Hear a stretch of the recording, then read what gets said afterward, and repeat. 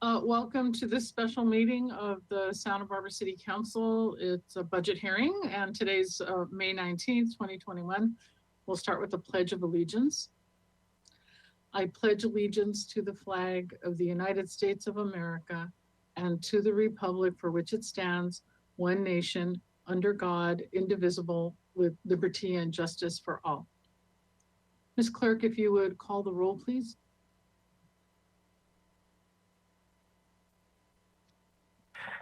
Certainly. Councilmember Alejandra Gutierrez. Here. Very good. Councilmember Harmon. Here. Councilmember Snedden. Here. Councilmember Friedman. Councilmember Jordan. Here. Mayor Pro Tem Oscar Gutierrez. Present. And Mayor Murillo. Here. Thank you. So if you would read the title of our item.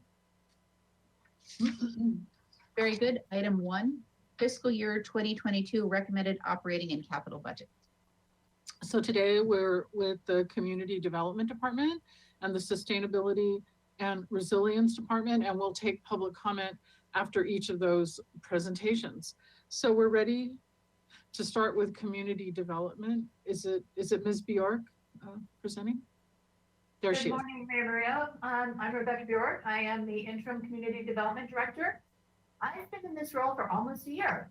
And I want to start by saying it's just been a really exciting opportunity for me. I came into it, I don't have any background in community development planning, but I have to tell you that the best part is the fantastic people in this department. So I'm really excited that we're going to have a chance to talk to you a little bit more about the work that we do on a day-to-day basis today. And I'm looking forward to you getting a chance to hear from each of them. So next slide, please. This is our presentation overview. We're going to talk about the department in large scale, and then we're going to go into each of the divisions and detail some highlights of their work and their what's coming up in the coming year. And then we will go into our budget overview, our proposed fee changes, our financial overview, and we will cover the proposed budgetary reductions. Next slide, please. So the Community Development Department is comprised of just over 80 people, full-time equivalent staff, working in 4 separate divisions: administration, housing and human services, planning, and building and safety. And you will hear from each of them shortly. Next slide, please. We are proposing a few changes. We added, you approved, and we added mid-year a rental housing mediation specialist. I'm adding it here because if you look at the number of people in the department year to year, it looks as if we're adding 3 new ones. One of those was added at the mid-year. And so it's reflected, but not part of this budget. And then we're proposing 2 positions in community development to manage the State Street master planning project. This has worked very well for some of the very significant projects that we're working on Measure C in Public Works. And I think that the alignment with the planning team and zoning team is very nice in terms of having that alignment and connection to the housing issues, the historic resource issues, and all of the other things that make our built community so beautiful. Then we also are proposing to reclassify a existing position into a code enforcement supervisor. Currently, code enforcement is done in 2 separate divisions. This would allow us to have more consistency and to focus on code enforcement for those people as their regular jobs rather than as an also in their roles. And so we will talk about that a little bit more when we get to the building and portion of our presentation. Next slide, please. So this is our more in-depth organizational chart, and it shows where those 2 new functions would be with the special projects for the State Street project and building and safety with the code enforcement project. But it also lets you see all of our different work groups, and as each of the division managers talks about their organization, they will be focusing on their work groups. Next slide, please. And with that, I'd like to turn it over to Mr. James Hamilton, who is our business manager, and he will start walking us through the financial piece. Thank you. Thank you. Thank you, Ms. Bjork. Good morning, Mayor Murillo and members of council. As Ms. Bjork stated, I'm James Hamilton, the Community Development Business Manager, and I'm going to just walk you through a broad overview of the expenditure budget for the Community Development Department. We'll start by taking a look at the budget for the entire fund, or the entire operation, the entire department, and then move into just the general fund expenditure budget. So focusing on the total budget for the department, it is $16.67 million in fiscal year 2022, and 80% of that consists of the general fund. Affordable housing, community development, block grant, and home make up an additional 18%. And while those three funds only account for a little under 1/5 of the department budget, as you know, and you'll hear later in this presentation, they have a significant impact in the community.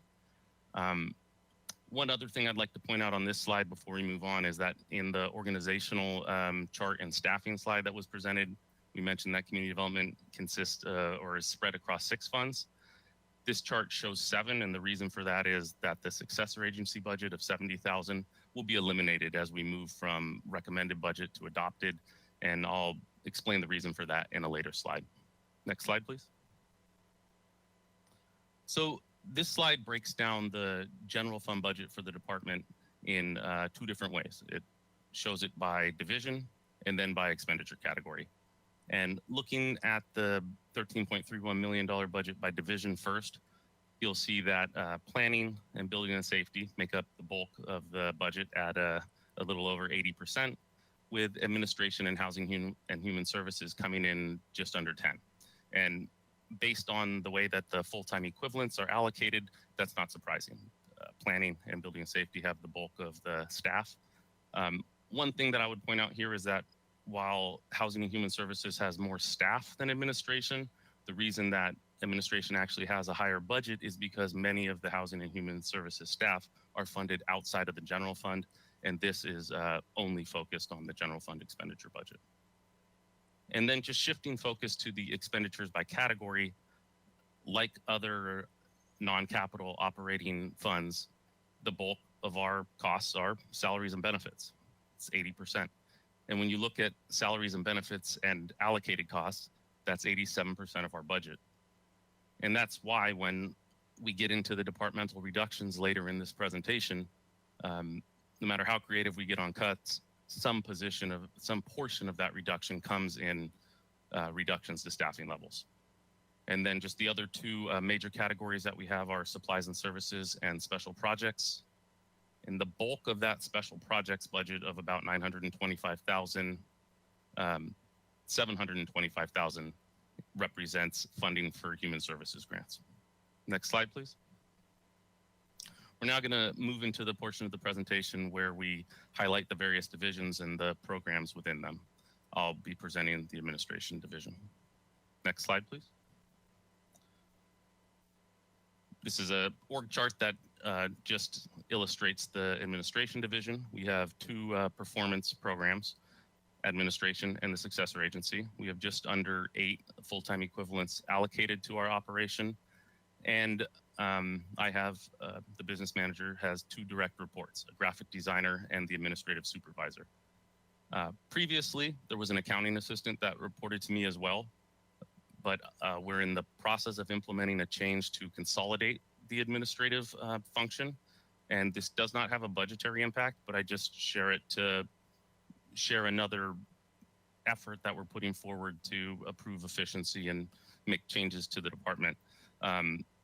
This change involves moving 3 staff who previously reported directly to either the director, the chief building official, or the business manager, and putting them under the administrative supervisor to find efficiencies, improve communication across the department, and just streamline the administrative function. Next slide, please.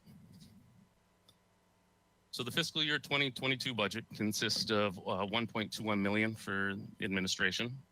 And a little bit about what we do. We provide accounting support across the department. We coordinate budget development. We prepare quarterly department budget reviews that get submitted to finance.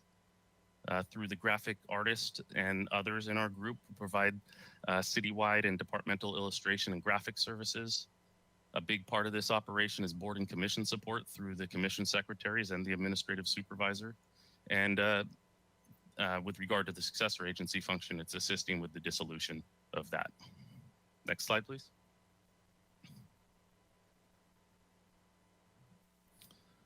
A few of the performance measure highlights from the current fiscal year 2021, is that staff participated in a department-wide effort with City TV to assist in production of a video for the new planning application process.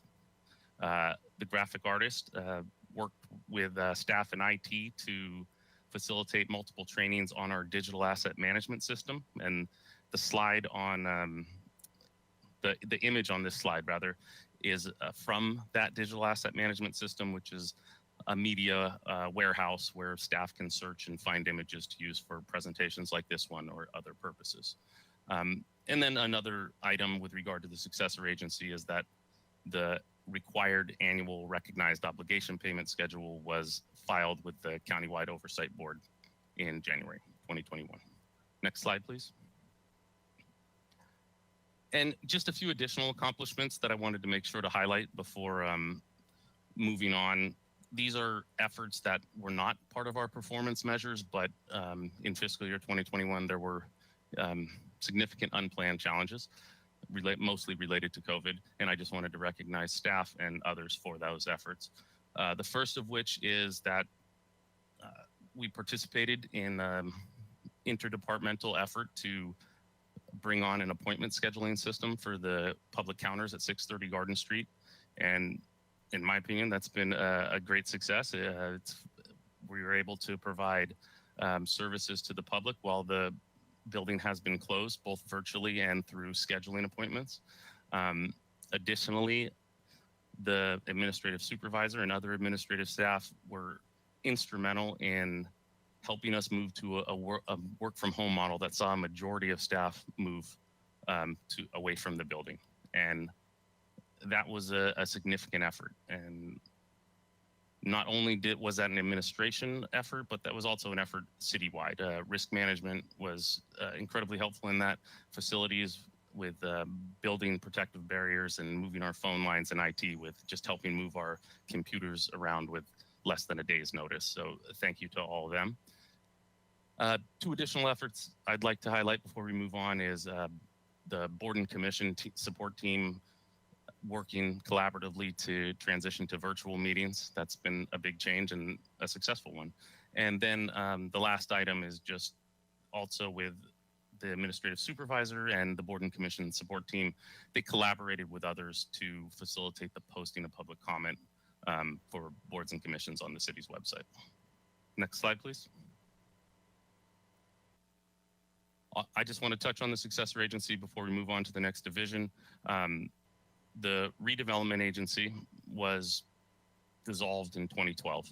In its place came the successor agency of the former redevelopment agency. The key responsibilities of the successor agency are to file the annual required report, which is the recognized obligation payment schedule. And once all obligations have been satisfied, to dissolve that agency. We are at the point where we anticipate dissolving that agency in the next couple months here. There's one remaining capital project, and that is the Chase Palm Park Arbor project, and we will be transferring those project funds to the city shortly. Next slide, please. And sorry, before I move on to the Housing and Human Services, I forgot to mention with the successor agency, we will be eliminating that budget of $70,000 that I mentioned. We had applied for an administrative allowance of $70,000 to help with the dissolution. When the Oversight Board approved that, when it was reviewed by the State Department of Finance, they applied a formula to see how much we were eligible for and determined that the city was no longer eligible to receive an administrative allowance. Excuse me. And with that, I will pass it on to the Housing and Human Services Division. Thank you, Mr. Hamilton, and good morning, Mayor Murillo and Council. I'm Laura Doubles, and I'm the Housing and Human Services Manager. Next slide, please. And this is a org chart of our division. We have 3 programs, just under 10 FTEs. And as you can see, I am the manager under the Housing and Human Services division. And we do CDBG and human services, also coordinating homelessness initiatives, affordable housing, and rental housing mediation. And these are the staff members that I have under each area. Next slide, please. So we'll start with the CDBG, which is Community Development Block Grant, Human Services, and PLHA, which is a new funding source of permanent local housing allocation. Our budget in this area is $1.8 million. And what we do, our division actually addresses the human needs in our community. We give grant funds to our community nonprofits who serve the most vulnerable. That includes low income, disabled, families, seniors, youth, children, and the homeless. And also, we fund capital improvement projects. We provide small business opportunities, and we do mostly assist with the people that are of lower income levels. Next slide, please. Some of our workload and performance measures this last year, we did receive at least 55 grant applications. The grant cycle is very, very popular, and we get a lot of applications for those funds. We submitted the requirements we have from HUD every year on a timely basis, and that includes our CAPER, which is our Consolidated Annual Performance Evaluation Report.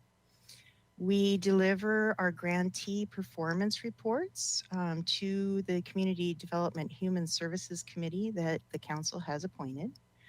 And we do ensure that all of our funding and the disbursements through our CDBG is always met with our federal timelines. We did add our PLHA performance measures to our P3s, and we will be tracking those as well. Next slide, please. Some of our accomplishments in this area for this past grant cycle, we awarded 44 agencies for services and 4 for capital projects. We did complete our annual action plan, and we administered $1.5 million in new CARES Act rental assistance and public service funds that we received for the COVID-19 response. We also administer PLHA funds. We received for fiscal year 21, $453,109. This is actually a program where we will be given a 5-year allotment at a time. This was established by a measure, SB2, that actually came from $75 transaction fee on real estate transactions within the city. And those all get collected and go to the state, and then we have to submit our plan for those. And there's certain required uses.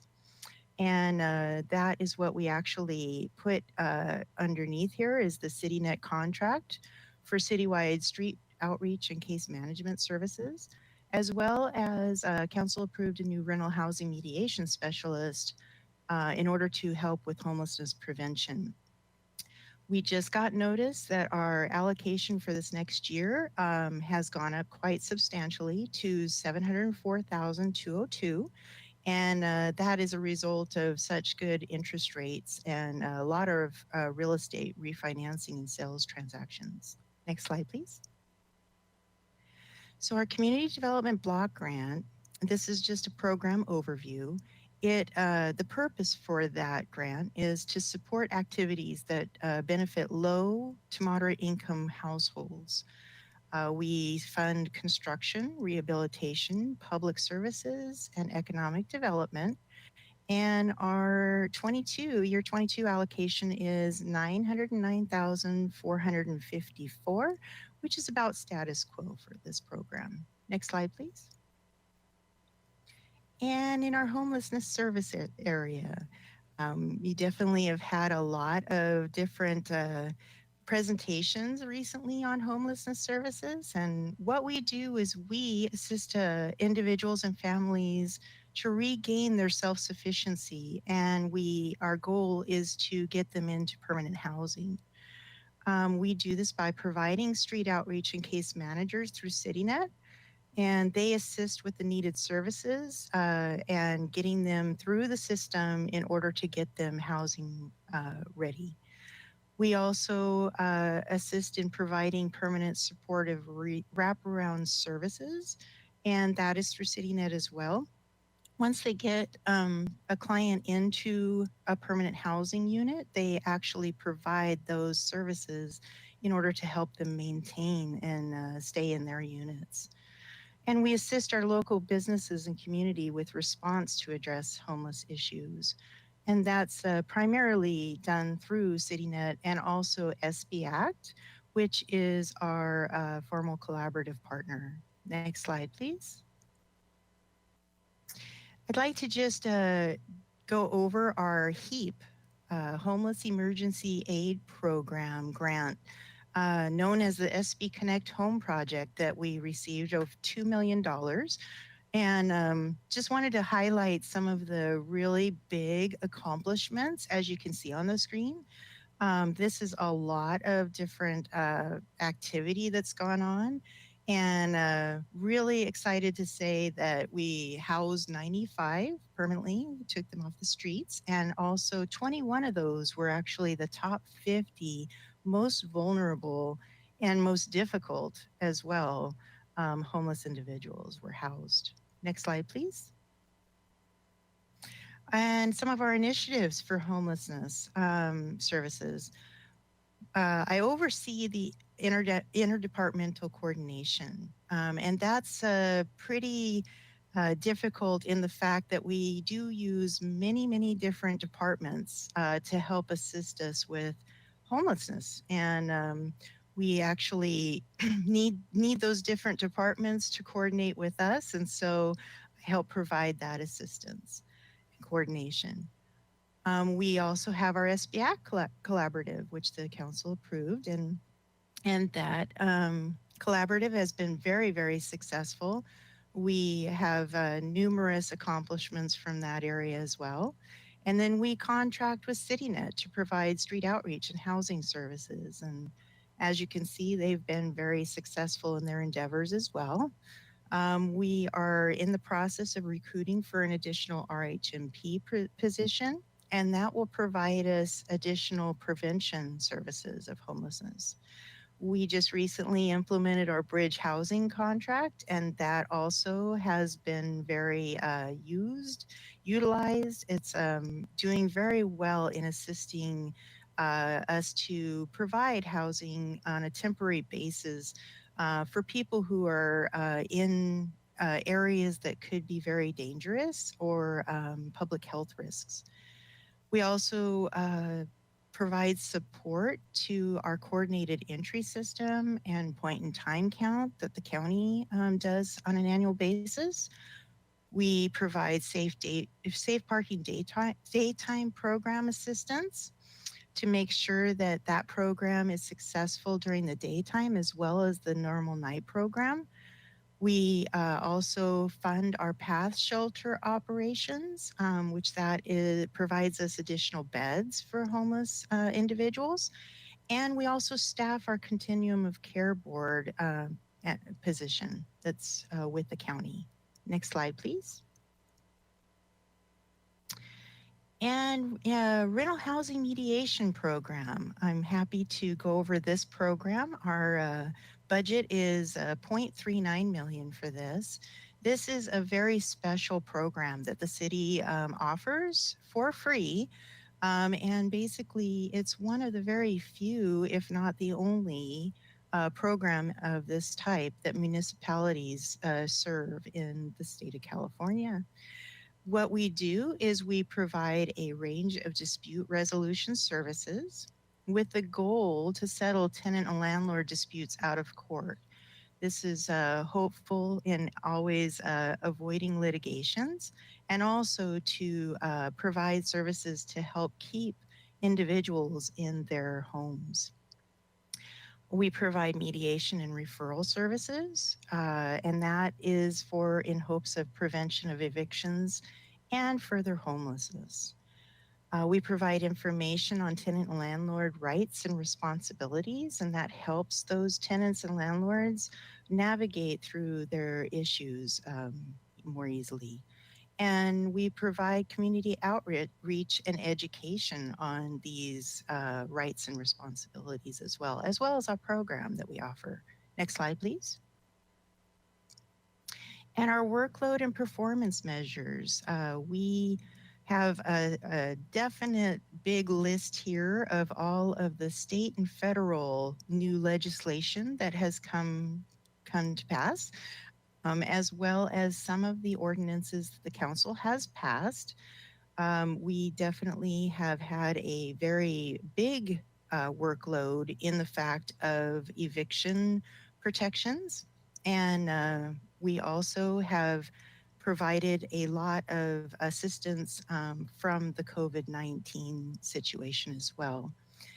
And due to COVID, we definitely have seen a very dramatic increase in requests for services, and our staff has been very overloaded, but very successful in helping a lot of clients. Next slide, please. And some of the accomplishments that we're very proud of is that we have a 100% success rate in dispute mediation. That's really, really a major accomplishment. As you can see on the right here, our senior staff member, Ms. Bafano, she has been in this program for many years and is very, very astute on helping clients, as well as our newer, I should say, specialist, Alba Marshall. She also has been very key to this program. 92% when we send out our surveys, they affirm that this program and the materials and information they receive is very helpful in resolving their disputes and concerns. We have assisted also under contract clients from the cities of Carpinteria and Goleta for many years, and they continue to sign on knowing that these services are so invaluable.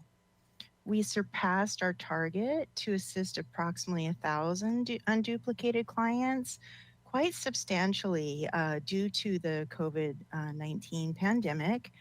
And we provide assistance as a result of financial hardship and loss of housing. So a very key program to our response in the COVID-19 pandemic. We provided oversight, training, and staff support to our 15 member, which currently has 13, rental housing mediation board that is appointed by the council. Next slide, please. And now I'd like to cover our affordable housing development preservation area. And our budget there is $2.2 million. And what we do in this area, we fund and provide project management for new affordable housing developments. And this is a very big area that is really being looked at closely by the state and federal governments in order to assist on how do we provide more affordable housing units in our community. We fund the acquisition of properties, and we are able to add those to our city's portfolio for affordable housing units. And by council policy, we restrict those to those affordable rents for a period of 90 years, which gives our community a real big public benefit in that. We provide service and oversight and monitoring of that portfolio, which does take an awful lot of staff time, but is very important in making sure that we sustain those units for our community. We provide funding and project management, multi-family rehabilitation projects, and that is in order to preserve safe and attractive, sustainable, affordable housing. Next slide, please. Some of our workload and performance measures, we assured compliance with our affordable restrictions. That's for initial sales, resales, and refinances. That is a huge workload on our staff. We also ensured compliance with our city inclusionary housing ordinance that was put into place last year for rental, but also we previously had an owner inclusionary ordinance as well. We assure compliance of all the loan repayments that are due to the city and make sure that we are fiscally responsible in that area. And the big one is we assure compliance of 1,888 rental as well as 457 owner occupied units. That is an enormous workload. And we are kind of that backbone to assure that our restrictions and our compliance and monitoring issues are all kept up to date and are sustained. And this last year, a big accomplishment for our staff was to update our affordable housing policies and procedures after about a 7-year delay. So that was a big accomplishment. Next slide, please. Also, these are several of our projects that we have been in management and overseeing of.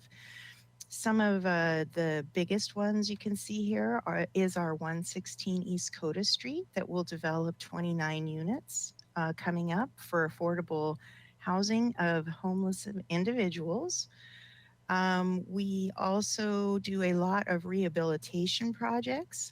We helped in the Heath House project that was recently completed and open to house 7 homeless women in that project. And we partnered on the state and the county with that project as well. We also did numerous projects to help assist to sustain our affordable housing. Projects with Transition House and also with Hotel de Riviera, as well as Via Diego. We also helped with that project as well.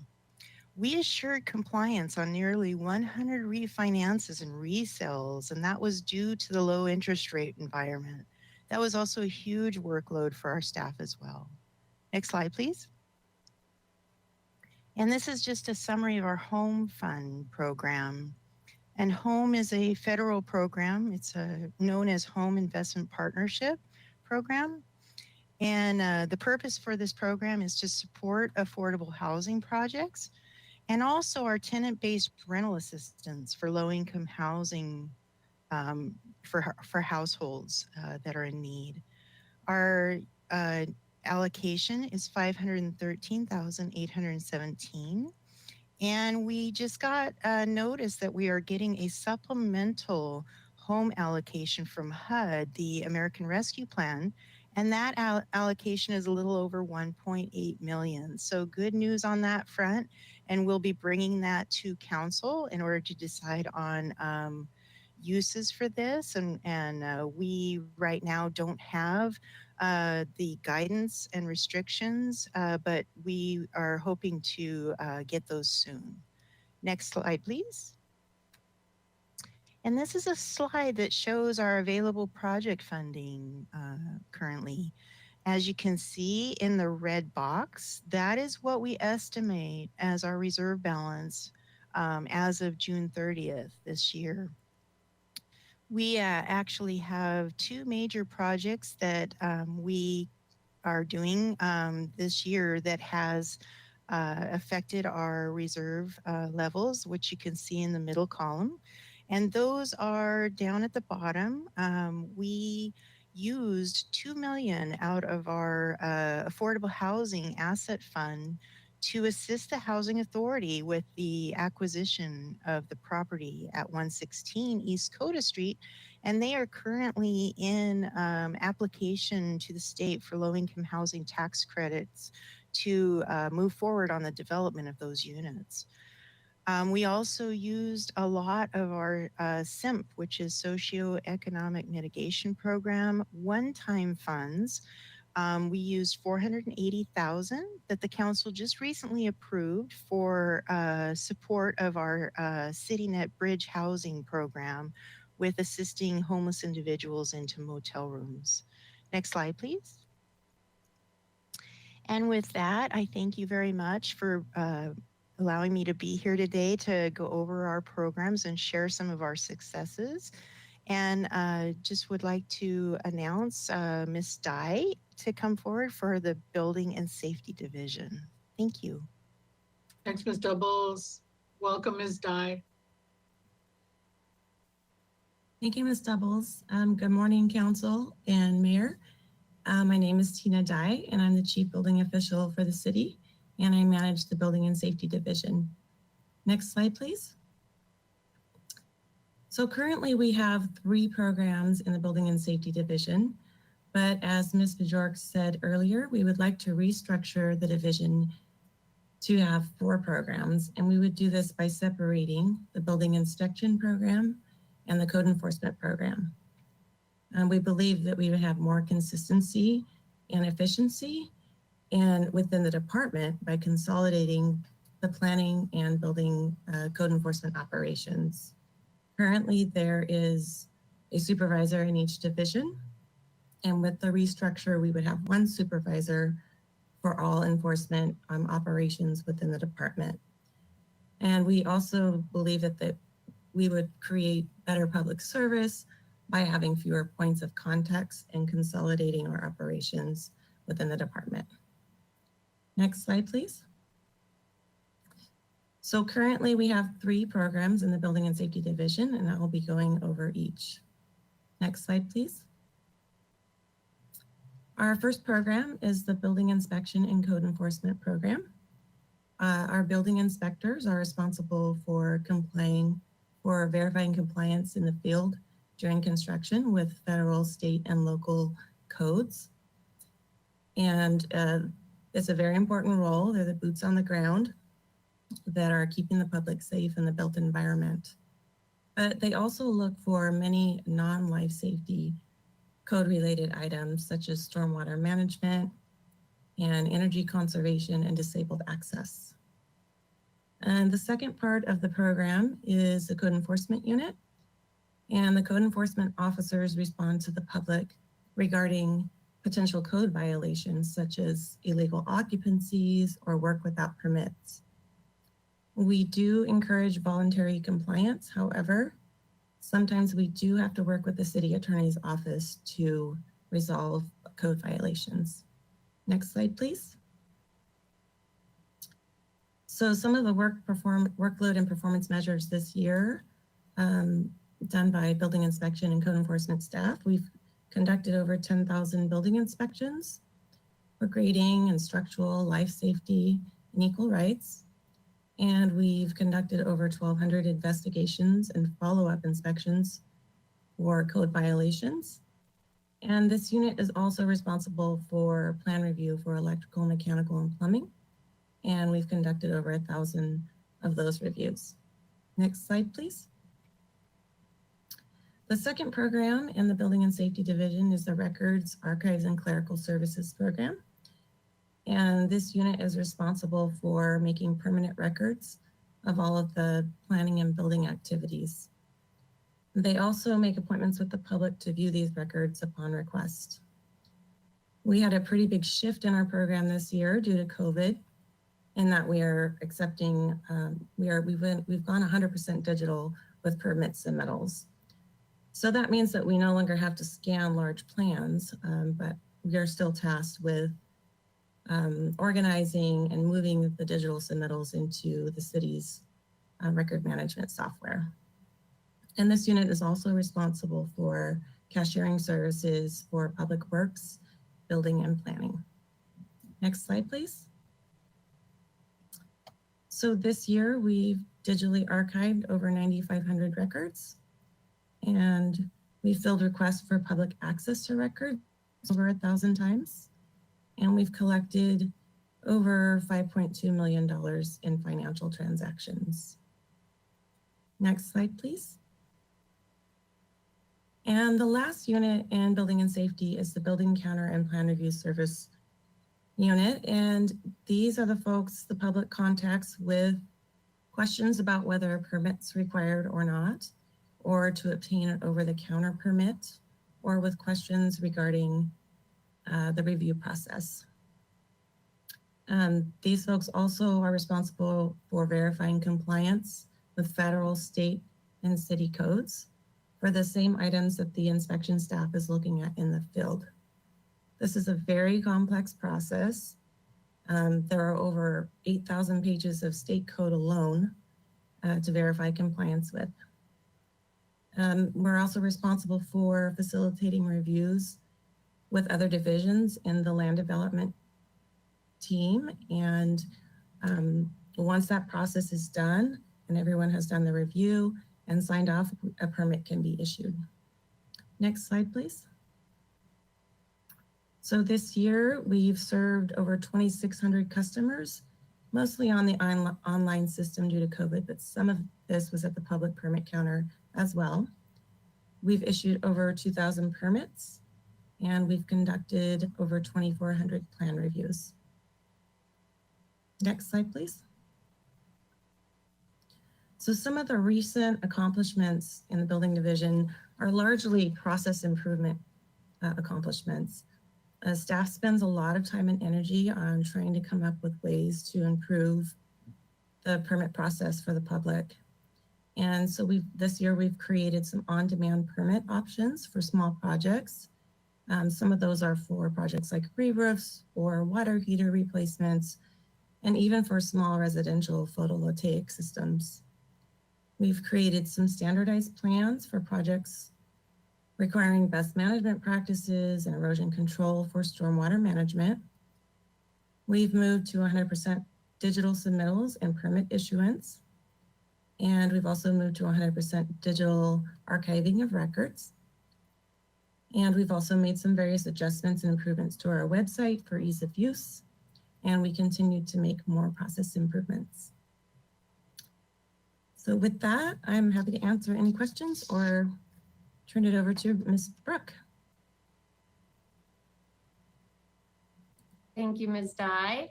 Good morning, Mayor Murillo and council members. I'm Renee Brooke, the city planner, manager of the planning division, and I'll give you a little orientation of the planning division and the work that we've been working on this year and going into next year. So next slide, please. So the planning division is one of four, becoming one of 5 divisions within the department. We have about 34 staff in the planning division, divided into 4 sections: design review, development review, zoning counter and plan review, and long-range planning. And I'll touch a little bit more on each of those in the next slide. So next slide, please. The long-range planning section, you've seen a fair amount of these staff members at your council hearings in the last year. We've been very busy on doing some long-range planning and special studies work. In general, this section is focused on implementing the general plan and local coastal program, making amendments to those plans, as well as working on zoning ordinance amendments to implement our policies. Also, we monitor and adapt to new state legislation, which has kept us very busy the last couple of years, as you are well aware.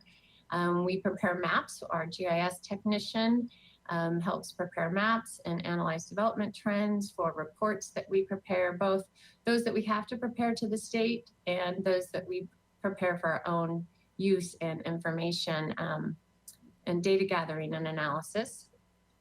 And then we also assist many other city departments with their long-range efforts, because there's often a lot of overlap, including the Climate Action Plan, Local Hazard Mitigation Plan, and the recently adopted Community Wildland Protection Plan. Next slide, please. So some highlights from this fiscal year. Some of these efforts are multi-year. Happy to report that a couple of them wrapped up this year that we've been working on for a while, and you are pretty familiar with them. One was the annual report we need to prepare to evaluate our progress in implementing the general plan. And that includes some statistics on housing development that we produce every year for the state. City Council approved the Sea Level Rise Adaptation Plan earlier this year. Late last year, you approved the latest iteration of our local ordinance amendments for accessory dwelling units. And then you just recently adopted objective design standards for those streamlined housing projects that are subject to Senate Bill 35, should we receive any of those projects. And then ongoing work efforts, both that have started this year and will continue into next year, include multi-unit residential housing development standards, citywide objective design standards. So taking what we've learned from the SB 35, very focused projects, and then developing objective design standards for multi-unit and mixed-use housing projects citywide. Just kicked that off with releasing an RFP, and so we're hoping to get a consultant on board to help us with that. And then continuing to work on the climate action plan update with the Sustainability and Resilience Department. Next slide, please. So the next section is development and environmental review. This section is supervised by Allison DeBusk, and the case planners within this section focus primarily on the larger, more complex and controversial projects just by their nature, and that they tend to work on projects that require planning commission review or city council action. Some examples include some of the larger downtown housing projects that are underway or have been recently constructed, Highway 101 HOV lane and the associated roundabout projects, bluff-top development in the coastal zone, often very complicated projects requiring a lot of technical analysis and planning commission action on those coastal development permits. These planners work on the development agreements, and then many coastal development permits for accessory dwelling units. And those typically go to the staff hearing officer, but they do go through a coordinated land development team review for those. And so these planners work on not only projects that go to planning commission, but also the staff hearing officer. We conduct environmental review in this section, both for private developments, and we assist city departments with their environmental review of capital projects. And then these planners provide a lot of pre-application services. We offer a wide array of pre-application services in the planning division for property owners who might be wanting to explore development on their site, or people doing due diligence before they buy property. They want to talk with planners about what major issues may come up for them. Could we support this type of development, or what could be supportable? And so a lot of those conversations and the research we do early on are done by staff in this section. And then they also provide staff support to the public counter. Next slide, please. And then some highlights from this year's workload and performance measures. So of those major type of development applications, we expect to have reviewed 80 of those by the end of this year. And doing a timely review of those, we need to do a review within 30 days per state law and determine whether or not the application is complete. As I mentioned, those pre-application services, a subset of that is the pre-application review team, which is a much more formal coordinated review throughout all land development divisions in the city. We will have done 15 of those this year. Planner consultations is another one of those pre-application services where we provide that upfront information to applicants or property owners. We will have completed 50 of those this year. We've held a lot of discussion items with the Planning Commission, and these are really anything that is something other than an action on a development project. So it might be just a discussion item, it might be a training, or it might be a recommendation to City Council on policy or ordinance amendment. So a lot of busy Planning Commission agendas, busy with a lot of work going through the Planning Commission, and then continuing to sustain, but also increase our outreach to land development stakeholders. We are reaching out through a lot of different e-bulletins on updated ordinances, policies, hearings, just really trying to make sure people are aware of the work and the projects that are going through the public review process. And next slide. The next section is the zoning counter and plan review services. So these are the staff that are in the lobby at 630 Garden Street. A lot of the different sections in the planning division do staff the zoning counter, but this is the section that manages and oversees the zoning counter duties and operations. Also perform the zoning plan check portion of building permit and public works permit applications. Also within the zoning section is our staff hearing officer. And that was a position that was created in 2006 with the intention of trying to reduce some of the workload at the Planning Commission and have some more minor projects be decided by a staff level person who holds a public hearing every other week. So we do have a staff person dedicated to that position as well, and find that works very well to help streamline the process for some of these more minor projects that now don't have to go to the Planning Commission. As I said, they manage the planning division counter. We also, in this section, help optimize the Acela software when changes are needed to Acela because we've changed our workflow or business practices, or things can be optimized for more efficiency. It's typically staff in this section who have that knowledge to help. Also, this section is in charge of investigating land use, zoning, and sign complaints. And they work on processing coastal exemptions and exclusions. Types of development in the coastal zone that doesn't quite rise to a coastal development permit and need a public hearing, there's an exclusion or exemption option if it meets the criteria within the state code and our local ordinance. Next slide, please. Some highlights from this fiscal year's workload and performance measures. We expect to have completed about 2,500 zoning plan checks this year. Also continuing to implement and optimize our online application submittal and electronic plan review system. And this is Acela. When we had to go remote in April and convert entirely to online application submittal and electronic plan review, it kicked in a whole new work effort related to Acela. And we're still working through some of that because it happened so quickly. There's still some effort spent in optimizing that. And I said also, as we make process improvements to the land development team, there's workflow tweaks that need to be made in Acela to mirror that. We also staff in this section, as was mentioned by Mr. Hamilton, multi-divisional support to update our planning application materials, graphics, making those look and read and feel more user-friendly, and greater use of icons and less use of text. So continuing to work on updating our information out to both applicants and the public on our website. And then, as was mentioned also by Mr. Hamilton, when we quickly adjusted to remote work, we continued to provide counter services through email, voicemail, phone conversations, and remote appointments.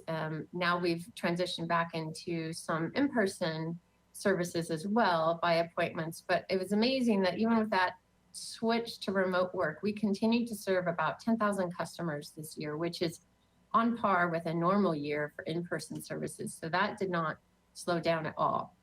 Next slide, please. So, and then the fourth section within the division is our design review and historic preservation. This is supervised by Irma Unsueta, and within this section, we have a lot of work.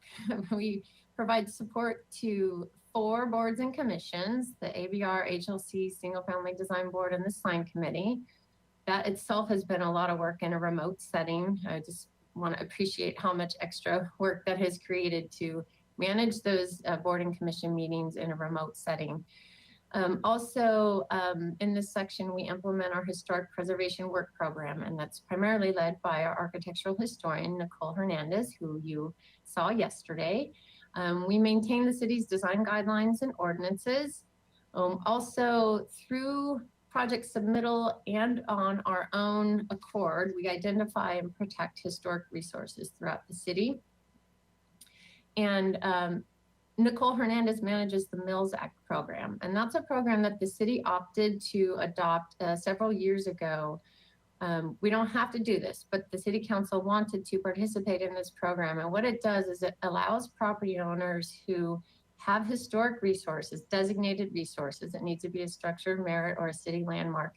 They can enter into a contract with the city to rehabilitate, repair, maintain their historic resource. In exchange for that, they get a break in their property taxes. So it's a financial incentive to the property owner to enter into this contract. The city really benefits because we get reinvestment into these resources and has been very successful. We have, on the next slide, I'll show you how many we've had. And then also this section does provide staff support to the counter as well. So some highlights for this fiscal year for design review and historic preservation. We've received about 460 design review applications. So that's through one of those 4 design review boards. And I'm happy to say we do actually approve many of those at the staff level. We do have criteria that's been designated to staff for approval of certain design review applications. Some of them do qualify. So that's actually a pretty high percentage there. We also, as you know, yesterday completed historic resource ordinance amendments, we hope. So next week it's on for adoption, and the historic resource design guidelines. Nicole Hernandez has completed 150 historic resource evaluations. So these come to her typically when an owner is wanting to improve their property, and yet we have not yet evaluated it for its significance historically. So it's old, more than 50 years old. It hasn't had an evaluation, so she'll do an evaluation at her level. If it can be done at her level, she can determine at that point whether or not the change that's proposed to the structure will have an impact on a potential resource.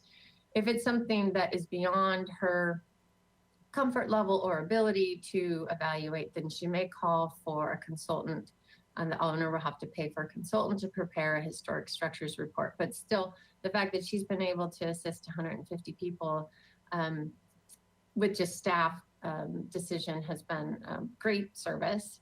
Also, she's managed 51 of those Mills Act contracts, as I mentioned. And then we've been able to provide some trainings to the individual design review boards on topics that are specific to their purview. So with Single Family Design Board, we've been able to give them a training on the grading ordinance changes that were made earlier or last year, fire hazards specific to projects that they might review. And then Nicole Hernandez also was able to give an update to the HLC on the efforts in the historic preservation program this year. And next slide, please. So my last slide is just some recent accomplishments throughout the division. And I just want to say that every section of this division has been involved in the land development team process improvements, and overarching, that's been one of our major accomplishments so far this year. It's just all the effort that's already gone into that and will continue to go into that. As part of that, we've improved our planning applications and created this land use and planning guide that you see as the graphic on this slide that's available on our website. It gives a wonderful high-level overview of the land use and planning process in the city of Santa Barbara and identifies all the different documents and processes that go into land use planning, and that someone might come into contact with if they're wanting to improve their property or develop a site.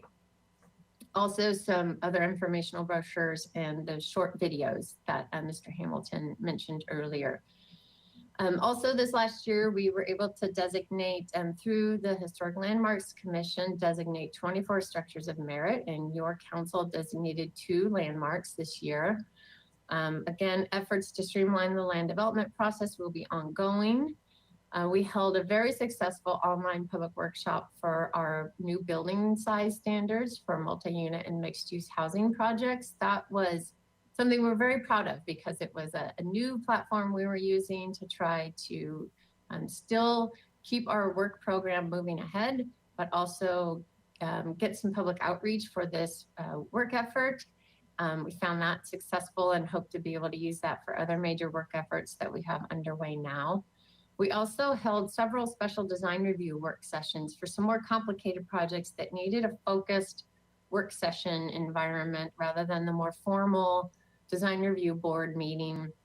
And that's like, for example, the police station building and Plaza de la Guerra. And we held a joint design review meeting on the Olive Mill Roundabout project with the Montecito ABR. So just some additional work effort going in there to help keep those larger projects moving ahead.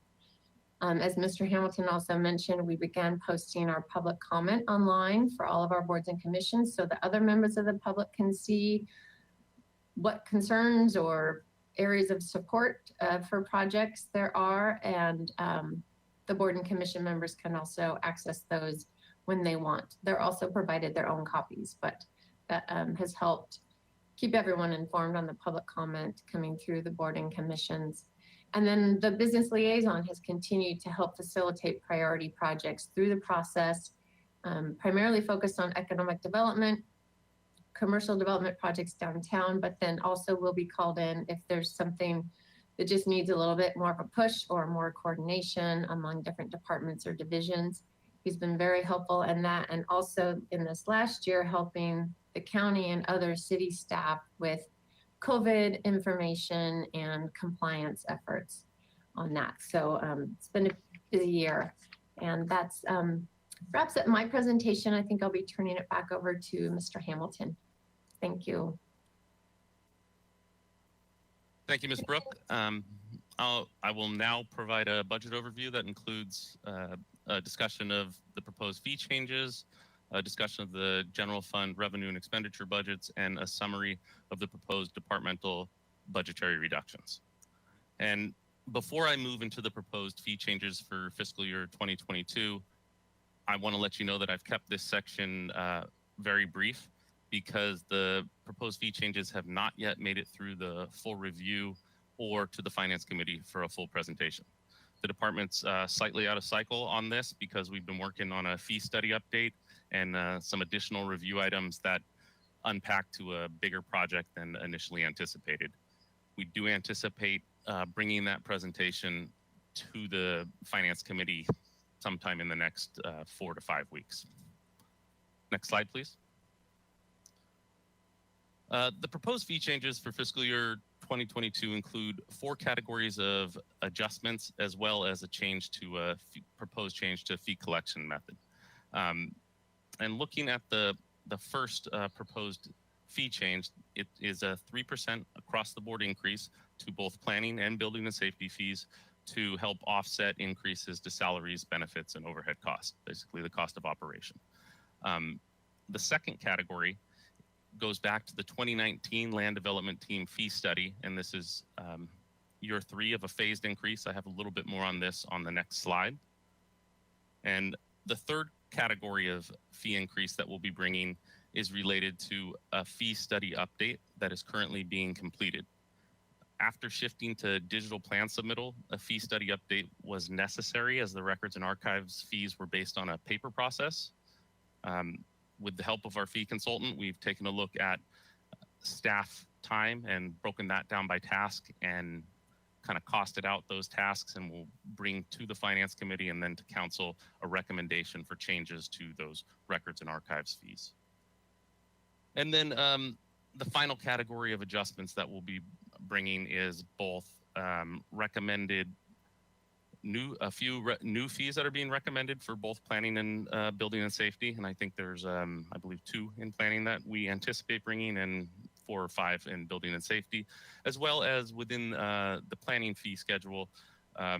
There are some adjustments that are necessary for regulatory or procedural changes that either require more or less staff time in some cases. And then the final item that we'll be bringing is really a change to the way that the fees are collected within building and safety. And this is to create consistency both throughout the department and really throughout other jurisdictions, and bring in what is common practice throughout the state. And that is that we're going to collect the full plan, or we're going to propose that we collect the full plan review fee at the time of application, rather than our current practice, which is taking a small deposit and then collecting it at a later point. Next slide, please. So as I mentioned, one of those fee changes relates to the 2019 Land Development Team fee study.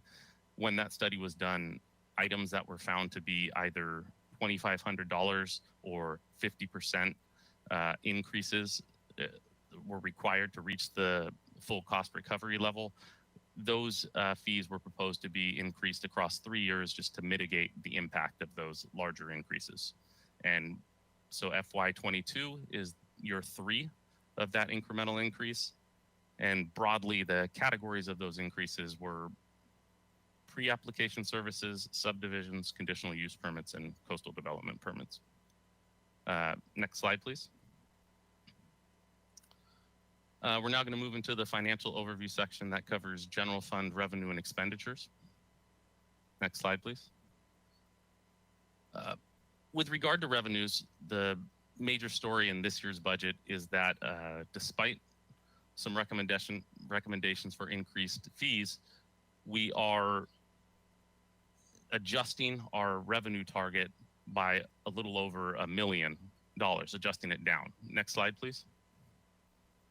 If we focus on the highlighted slide here, you'll see that the change from the fiscal year 2021 adopted budget to the fiscal year 2022 recommended budget includes a nearly $1.2 million decrease in our service charges category, which is land development revenue in both planning and building and safety. And this proposed reduction is spread between those two, between planning and building and safety, at about roughly $550,000 and $650,000 respectively. The reason for this is that after the fee study was done in 2019, the revenue targets were recalibrated and they were a bit too ambitious. And what we've seen since that year, both declining activity and increasing revenue targets were creating a gap that was producing significant revenue misses, just creating unreasonable targets. This adjustment is really necessary to put us back on track where we can realistically hit the revenue targets that we set. And another category within the general fund revenues that I'd like to point out is that we have an increase of intergovernmental revenue, which is grant revenue, by almost $200,000. The long-range planning program in planning has secured funding that is going to provide reimbursement of staff salaries for work on housing policy and other housing initiatives. Next slide, please. Moving on to the general fund expenditure summary. What we see here is we have both a departmental reduction that for general fund subsidy that we'll be discussing in the coming slides, as well as additional cuts that we made at the department level to help offset adjustments to our revenue target. However, you still see a significant increase in salaries and benefits and overhead and allocated costs. And the reason for that is, well, twofold. One, we have a few new positions that we're bringing on, but even if you back them out, you'd still see approximately about somewhere around 700,000 in increase between those two categories. And we've just seen significant increases in both mostly benefit costs, but also planned salary increases as well.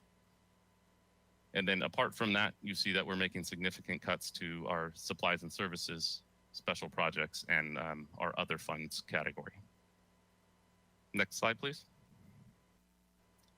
I'm going to walk you through the departmental reductions, and then we'll go into the discussion and question section. Next slide. So our budgetary reductions for fiscal year 2022 include really two categories of reductions. There's the general fund subsidy reduction that is designed to help offset loss of general non-departmental revenues like sales tax, transient occupancy tax, and things like that. Then we have additional reductions that we brought beyond that to try and help offset the change in revenue target and really minimize the increased subsidy that we'd need to run our operation. With regard to the additional reductions, those amounted to approximately 200,000 and broadly came in the supplies and services category as much as possible. What I'm going to get into next is I'm just going to give you a little bit more detail on the general fund subsidy reductions of 643,000. Next slide, please. So there's a lot of detail on this slide, but broadly of that 643,000, 278,000 is represented by reductions in salary and benefits. And we achieve that through underfilling positions, holding vacant positions, and reducing hourly support in a couple different areas. For the positions that are vacant and being held vacant, staff is currently able to handle the workload that we have, but there's two in building and safety. If workload picks up significantly and revenue comes in higher than we're expecting, then we'll have to revisit that plan and either identify other positions or come back and ask to add those positions back earlier than planned. Next slide, please. And then the other two categories of general fund subsidy reduction are one is a reduction to our allocated costs, and the way that we've achieved that for the last 2 years is we looked at the fleet of vehicles that community development has, identified low utilization vehicles, and permanently retired them from the fleet. And then the other category is in trying to be creative and spare as much of the operating budget and reduce or minimize staffing reductions as much as possible, we've identified some alternate funding sources for fiscal year 2022 for two of our large general fund contracts. One being the PATH contract that's being shifted to the Affordable Housing Fund for fiscal year 2022, and $100,000 SBAC contract is going to be absorbed in the SEMP fund next year. And additionally, just across the department, we made some minor adjustments to special projects budgets. Next slide, please. Now move into discussion and questions. Well, thank you. Mr. Hamilton, Ms. Bjork, Ms. Brooke, Ms. Doubles, and Ms. Dye. Thank you so much for all of that. You do so much for us, and overwhelming actually. So Ms. Sneddon looks like she's ready to start with questions. And council members, it's been a long presentation. I've been taking notes. So Ms. Sneddon, go ahead and kick us off with questions for this department. Thank you, Madam Mayor. I do have several questions. This is such a big department. It does so much. Had a lot there. So I apologize ahead of time that, for the number of questions, but I think I'll start. I have planning questions, housing and human services questions, and then some overall budget questions. But I guess I'll start with planning. First of all, just like kudos. I don't know how to say these major projects with sea level rise, adaptation plan was huge, the ADU amendments huge, objective design standards huge, so much accomplished. And so the question I have, and this is something that might not be able to be answered right now, but how much efficiency could we gain if we sort of let the state legislation play out for a while?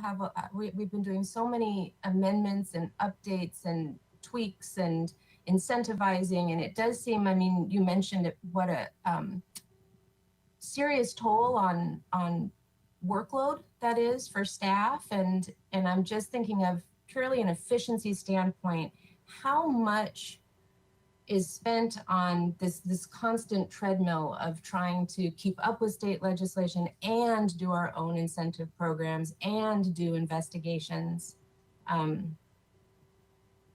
just in general. Yeah.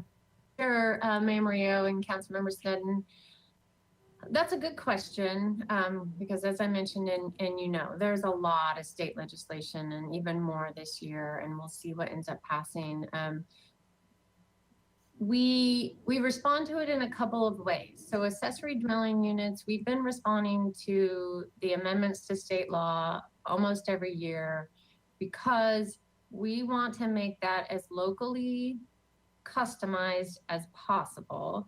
If we didn't do that, we would be subject to just state law. And as you know, we've been able to get some amendments locally that carve out some areas where we don't want to see a great intensification of dwelling units. And so we find that important to not just adopt the state law as it's written. So we do that.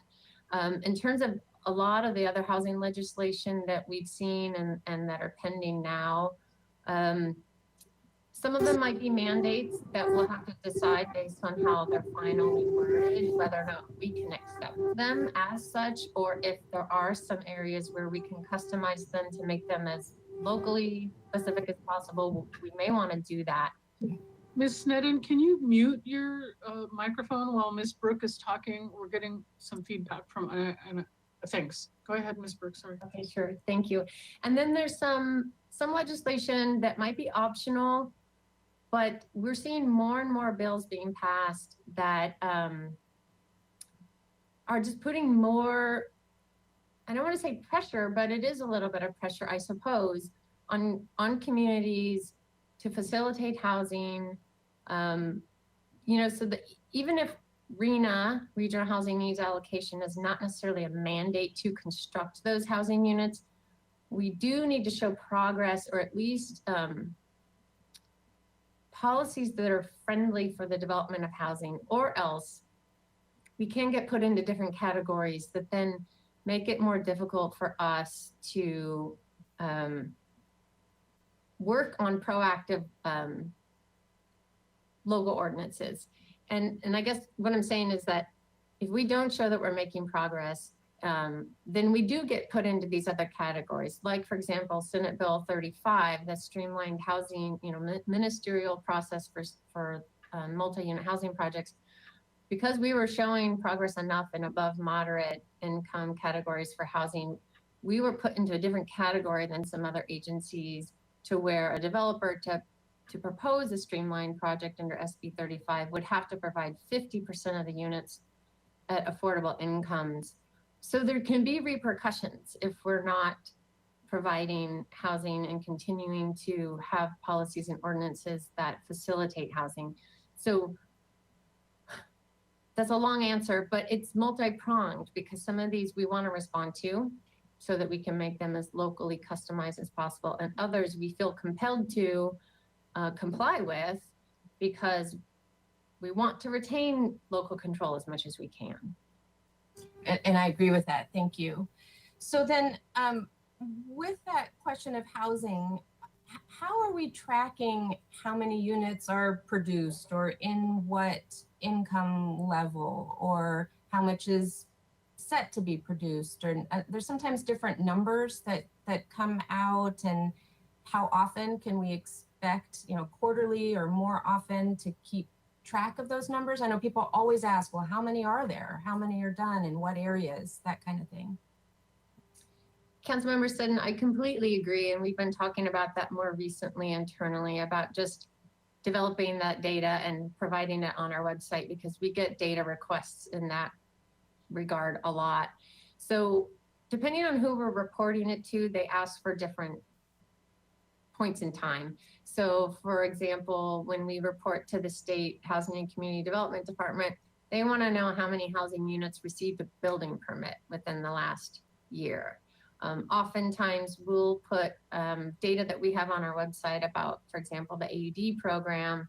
We have a couple of different categories. There's pending, approved, and constructed. And so people can sort of see those numbers change over the course of time. But I agree with you. I think it'd be beneficial to everybody if we found a standardized way that makes sense, that's user-friendly, to just update that quarterly so that people know, and the income levels too. I think it'd be really helpful too. And also with keeping up with our sort of state mandates and how we're responding to those, and making a defensible case for what we are producing or not producing, so that we really know. I don't feel like I know. So I think that's something that would be helpful. And then, so thank you for updating the zoning counter and plan review process. And I know there was a period of time when we were asking for there to be review or a customer service survey of people and how they were feeling about the counter. And then there was COVID, and you've all gone above and beyond with the switch over to digital. And just in terms of have a question about well, Excella. I'll ask about Excella and how is that going and what is it going to take for it to be made really successful? And are we close? Are we there? I'll start with that one, Excella. Yeah. Thank you, Councilmember Sneddon. So I'd like to say we were pretty close to having Acela working functionally just prior to COVID. There was a lot of optimizing that was being done, and we had always anticipated at some point transitioning to electronic application submittal and plan review. It was still in discussions about how that would work with all the different divisions and departments.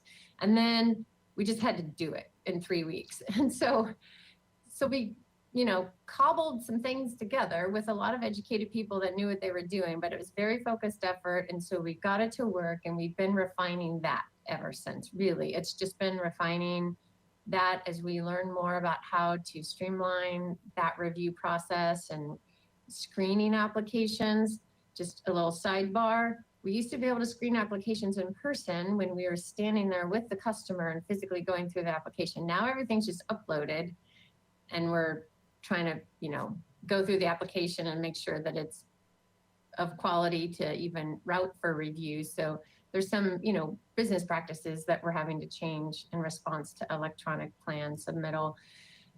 So now at this point, now we're optimizing based on improved process. And so that's where I see it being an ongoing effort, even though we hope to have an information technology employee being able to oversee Acela, because other departments use Acela as well, and that they can be sort of the master administrator of the program. And then we're just offering within, our department some changes as we need them to address our process improvements. And so I think we're getting closer to being at that stage. So it's less demanding of our time, of our staff time at this point. Yeah, you put a lot into that. And so the IT person, is that a position being held open, or is that the larger one that we're proposing for the whole organization? Or is that one, what is the status of the IT person? Certainly, I can answer, I think, the first part of that. It was added to the Information Technology Department for this fiscal year, and it was filled for a few weeks, and then that person resigned shortly after being hired. So it's currently empty. I believe the plan is to try to recruit and fill it again so that we have an in-house expert. In the meantime, we've been supplementing that with additional consultant contract work with Gray Quarter, who we've been working with all along. We've just had to rely on them a little bit more now, with that position being temporarily vacant again. Okay, so we're going to want to get that filled as soon as we can, obviously. And then mentioned the business liaison, and I know that's something that we had proposed, and now we have an economic development director. And what's the interface between those two?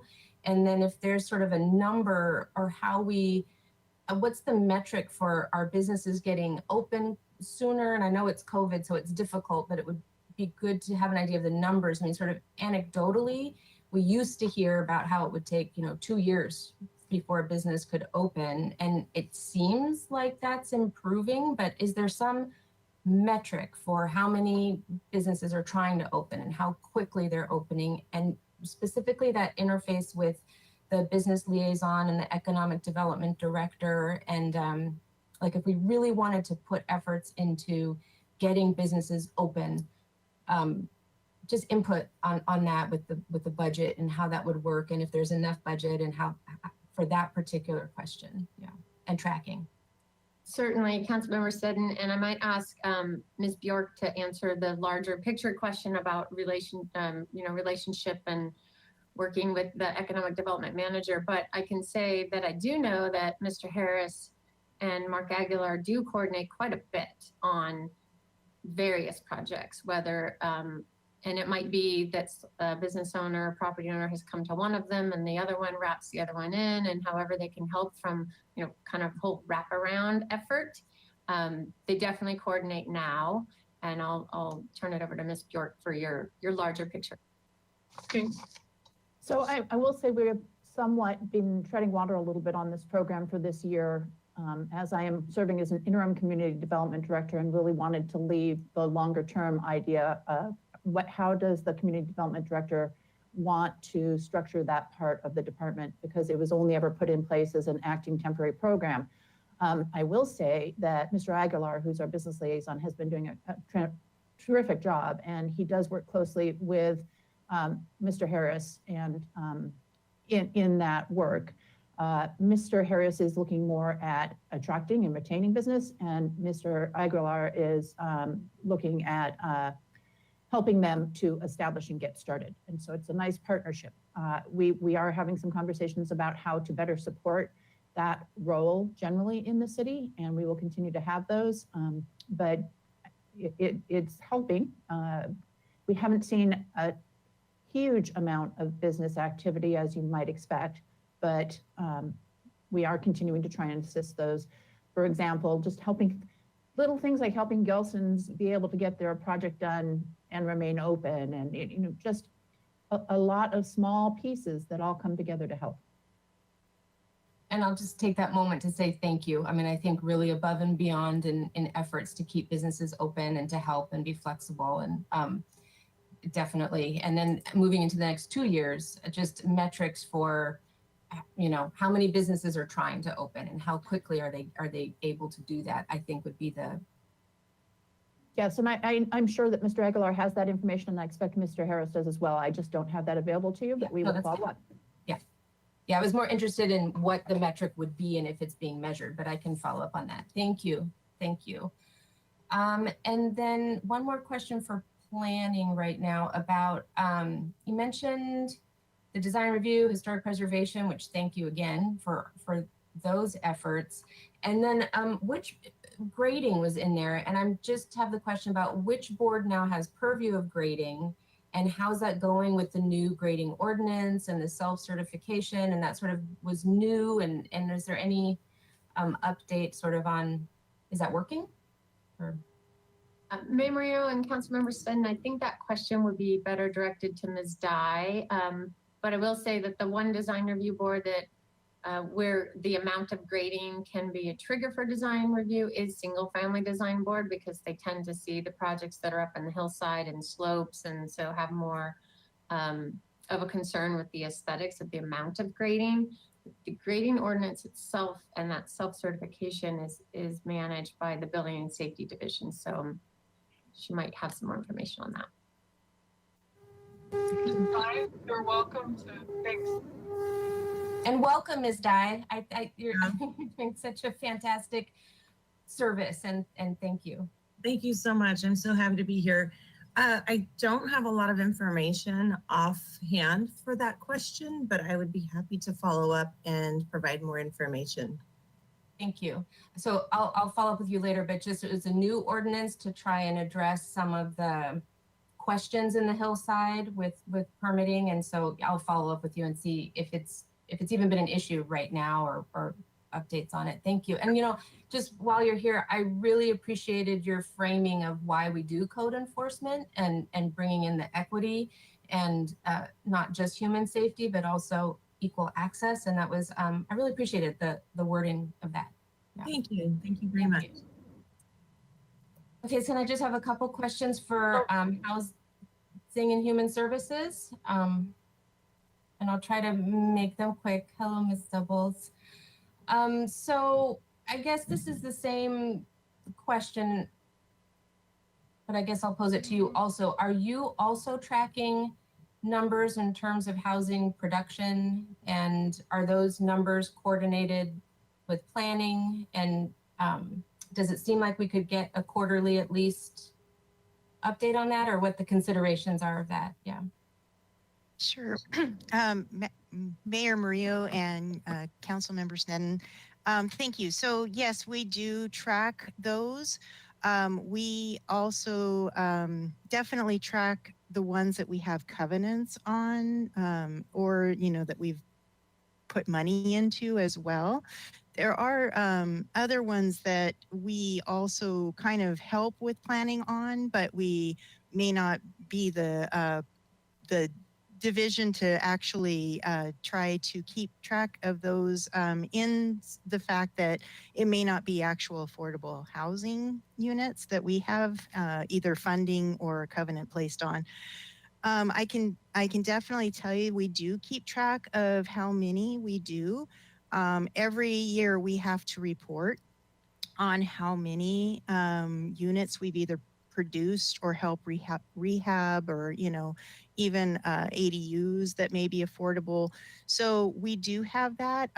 We could do that if you were asking to have a quarterly report. I have to say that because of our funding being so low, we don't have a whole lot of movement other than what does come through our planning department as projects, which we haven't seen a whole lot yet in our inclusionary program for rentals, and definitely not ownership. We haven't had any projects for that either. So I would be happy to do a report to you or the council and just let you know how many we currently have in our portfolio and what those look like as far as income levels, if that would help. I think so, yeah. And then have it sort of coordinated. I realize with your answer, you're tracking different type of housing than the planning departments. Yeah, so I think a complete, if it could be quarterly at the least, tracking of those numbers. And I had some questions about page G70 with some of those numbers also, yeah. Sure. Mayor Mario, council members, then we will have a conversation about how best to do that reporting and also to take a look at what it takes to do the reporting. As Ms. Dibble said, quarterly might take a lot of effort with very little movement, but we'll take a look and talk about it. We definitely want to do it internally, have it internally coordinated so that you look at one report and you can see all of the information. Excellent. And quarterly was just a suggestion. It was a question, actually, of could it be or at least, yeah, once a year. So then just really quickly on page G70, since that is tracking some numbers, so the very bottom there says number of affordable rental units awarded loans or grants by city council for their rehabilitation. And then the number there says NA for actual and budget and projected, and then proposed for fiscal year 2022 says 10.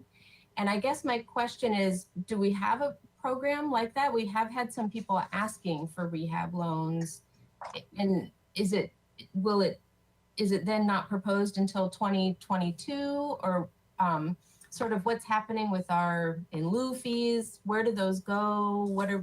What's our plan for those? Just a question really about that one. If there is a program for that, yeah. Sure. Mayor Murillo and council members then. So I think you've asked me a couple different questions in that, so I'll address them. First of all, the rehabilitation loan program that the city had for single family many years ago was actually discontinued. But we still have repayments on that CDBG funding that actually was used for that program. So that we call program income. And when we get that back in, we have to actually do more rehabilitations. But what we did is change that into a multifamily rehabilitation program. And so we do help our nonprofits that have multifamily projects out there that may need some sort of maintenance to sustain that project, such as roofing or different maintenance items that may be needed. So we do a lot of those lately. We have had a lot of repayments, and so that is something that we continue to do with our funding in that program. But we no longer assist any single family residents at that. And then, I'm sorry. I just want to make sure. So it says affordable rental units. So that's a future thing for rental units that'll start in 2022? No, the rental units are usually the multifamily projects.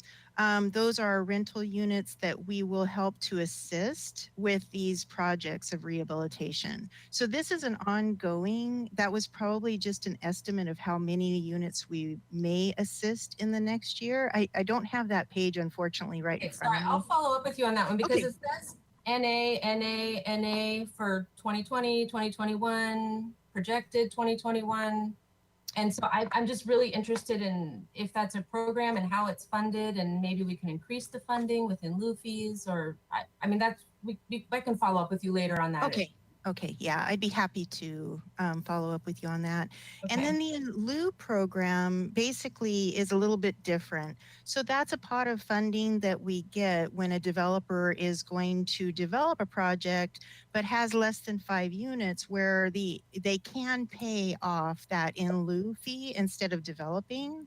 So as you could see in our slide, we roughly have about, I believe it was 750,000, somewhere in there at this point. And that is an accumulation from even our old owner occupied inclusionary.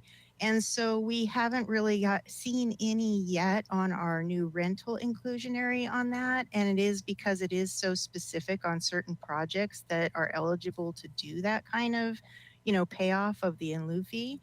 So right now, we do have a formal request on that, and we are holding that money for the project at the Carrillo commuter lot with the housing authority. So that is going to be put towards that project. They're in process with trying to, come up with the full financial picture on that. Excellent. Thank you. Yeah. Thank you for that update. I've been, as you know, for years concerned about this in lieu money and is it actually going toward producing housing. So that's a great use for it. And then just one last question.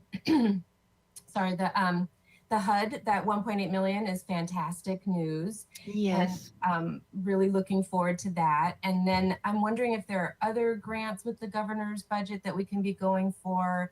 And then sort of specifically if we have shovel-ready projects or plans for if we got greater funding. So that's one question. And then sort of follow up to that, and this is my last question, is sort of budget-wise, maybe through this funding from the governor, maybe some other funding, but like what would it take to get every person we have experiencing homelessness in the city to be sheltered or housed? I mean, is there, and maybe you can't answer that at this moment, but it is a question I think we'd like to have, like what would it take? And then could we be going for that funding and grants, and just anything on that you want to add? Sure, Councilman Member Sensen. Actually, the Elected Leaders Forum, that was actually a really good discussion of those certain things. And as far as the new funding that's coming from the American Rescue Plan, we are definitely looking at all aspects to see if we can qualify for any of that. A lot of times those are more reserved for either developers or for the actual transitioning through like our county government system. And so sometimes we aren't eligible directly, but we certainly are pursuing whatever we can. And I regularly check on that to make sure if there's anything out there that we are eligible for, we will definitely pursue. We do have $12 billion that actually the governor has proposed in his budget to address homelessness and the services there. And part of that is to fund the Home Key project, which is a process of trying to find hotels that are available that can be quickly converted into more single, SROs or single resident occupancy units to house homeless. And so that is something that the Elected Leaders Forum was in real discussion with, because that is coming forward quickly. And the last time they only gave us 6 months to actually locate the site, have site control. And within like 6 months, we had to have the project rehabbed and occupied. So, so as they were talking about, it's a big ask, and everybody now is out there trying to locate some sites and what's available and how they could do that. So that alone would help us a lot with providing more units for homeless. I don't have those numbers right off the That's top okay. of my No, head. this is more questions for, before coming back, or I can follow up, but that answered all of my questions. Okay. And that, we were caught with that short timeline last time. So that's why I'm wondering if we have projects that are sort of ready to go, Right. to propose. And that was, thank you so much. Yeah. Sure. Thank you. Thanks, Ms. Sneddon. I saw Mr. Hamilton pop on for a moment. Did you have something to add to that last discussion or the discussion before it? I had just worked a bit, excuse me, Mayor Murillo. I had worked a bit on the P3 program, so I was just hopping in to assist Ms. Doubles and see if I was understanding the question correctly, which was that we're introducing a new program measure this year, which is the goal, the item on page G70 that Councilmember Sneddon was referencing. And that is to measure the number of affordable units awarded loans or grants. And I think my understanding as an example of that would be the funding that was given to affordable units at Villa Diego recently to do some improvements there. So it's just a set of performance measure to try and set a target to help a certain number of units. That was my understanding of the new measure. So, yeah. Well, thank you. Let's keep going. Mr. Friedman, questions from you. Thank you. Thank you, Madam Mayor. I just have a couple questions. Going back to Ms. Doubles, you mentioned that there's a 90-year affordability covenant. Is that the max that we're allowed to do, or could we raise that if we wanted to? Mayor Murillo and Councilmember Friedman, that is something that the previous councils has set as the policy for the city of Santa Barbara. And quite honestly, before I got here, I was told that it would start at 30 years, it went to 45, then to 60, and then to 90. And it certainly is like a very long term, probably the longest that I have seen in any cities. And part of the reason that that is sometimes an issue is that a project may only be sustainable for a certain amount of time as far as infrastructure. And when they go to try to rehab that, they need equity to be able to get, future funding. And sometimes with our affordability restrictions, that can be kind of an issue because a lot of our projects don't pencil out to where there's much cash flow on those projects. So yes, I think the max I've ever seen in limits is maybe 99, but as far as us doing 90 years, that is a very long time. The other thing that you have to consider with that is staff time to continually monitor in the compliance of those covenants for a period of 90 years. So it is very staff work intensive, and that is costly, of course, to the city as well.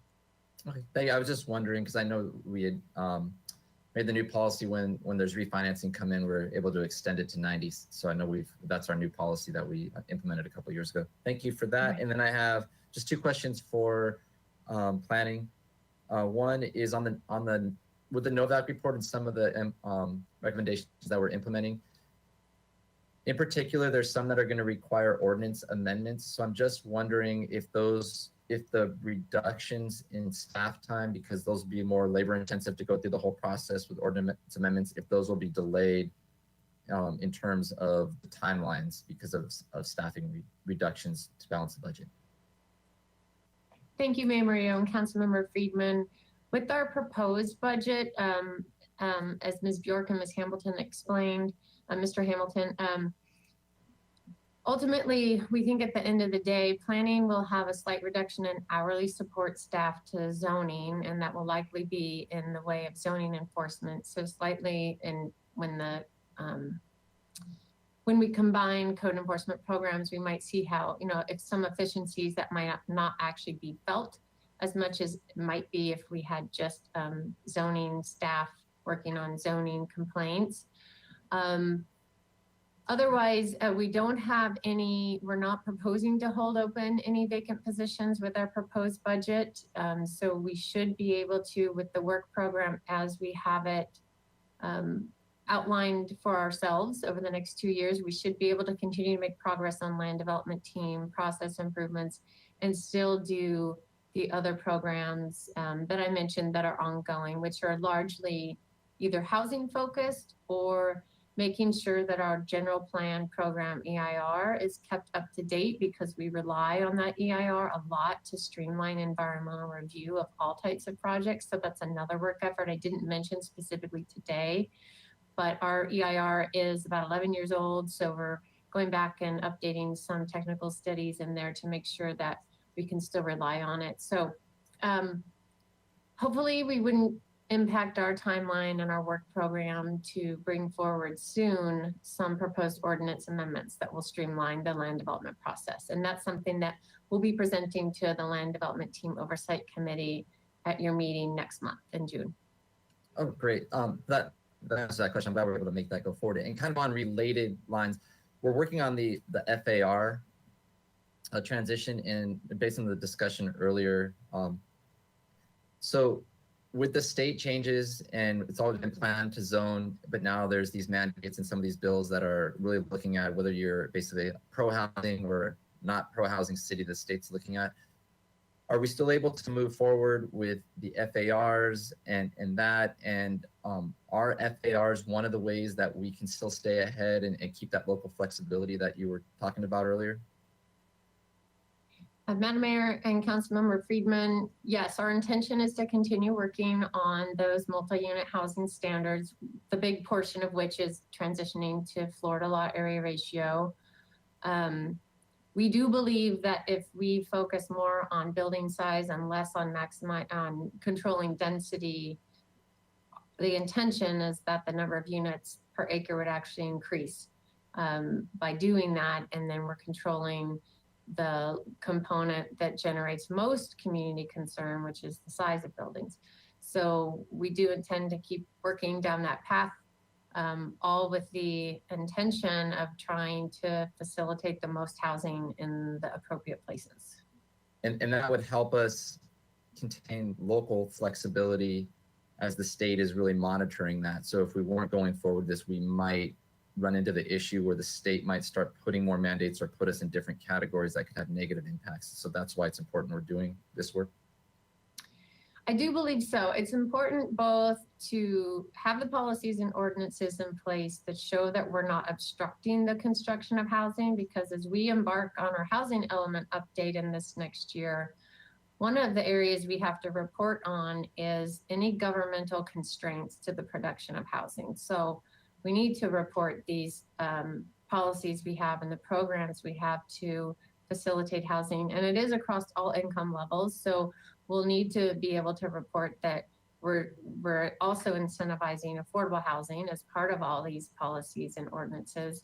And then you're right, you're very correct in that some of this legislation is now trying to categorize agencies, communities as housing supportive or housing not supportive. I don't remember the exact terms, but then you're treated differently and have to report out differently to the state if you're considered, you know, a non-housing supportive community.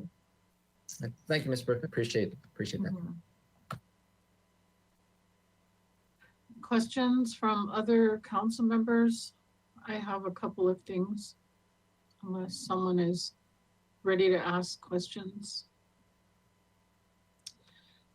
Thanks. I'll go then with Mr. Hamilton, if you'll come on back. Some of us who were here right at the tail end of redevelopment are just amazed at, you know, that it really happened. Though I guess the city was 4 years away from the end of our redevelopment period. So the successor agency, that's still functioning. Will it ever go away completely? Is that what you were trying to say? Yes, I believe that we will fully dissolve the successor agency in the next 2 to 3 months. At this point, I don't believe that there's anything holding us back. I have to work collaboratively with the city attorney and Mr. Bossy from Waterfront, who still does work on that, as well as finance, and reach out to the county just to make sure we have everything arranged and that our understanding is correct. But my understanding is that we are ready to dissolve that agency. That's really a big deal. My second question for you, so going paperless, or rather switching over to the electronic system, I didn't get from your discussion about the fees. Is that a reduction in fees, or is it an increase? Or is that an oversimplification of my question? I'm not sure. Mayor Murillo, I will try and make my answer pretty brief because, like I said, we're still working through the final steps of that.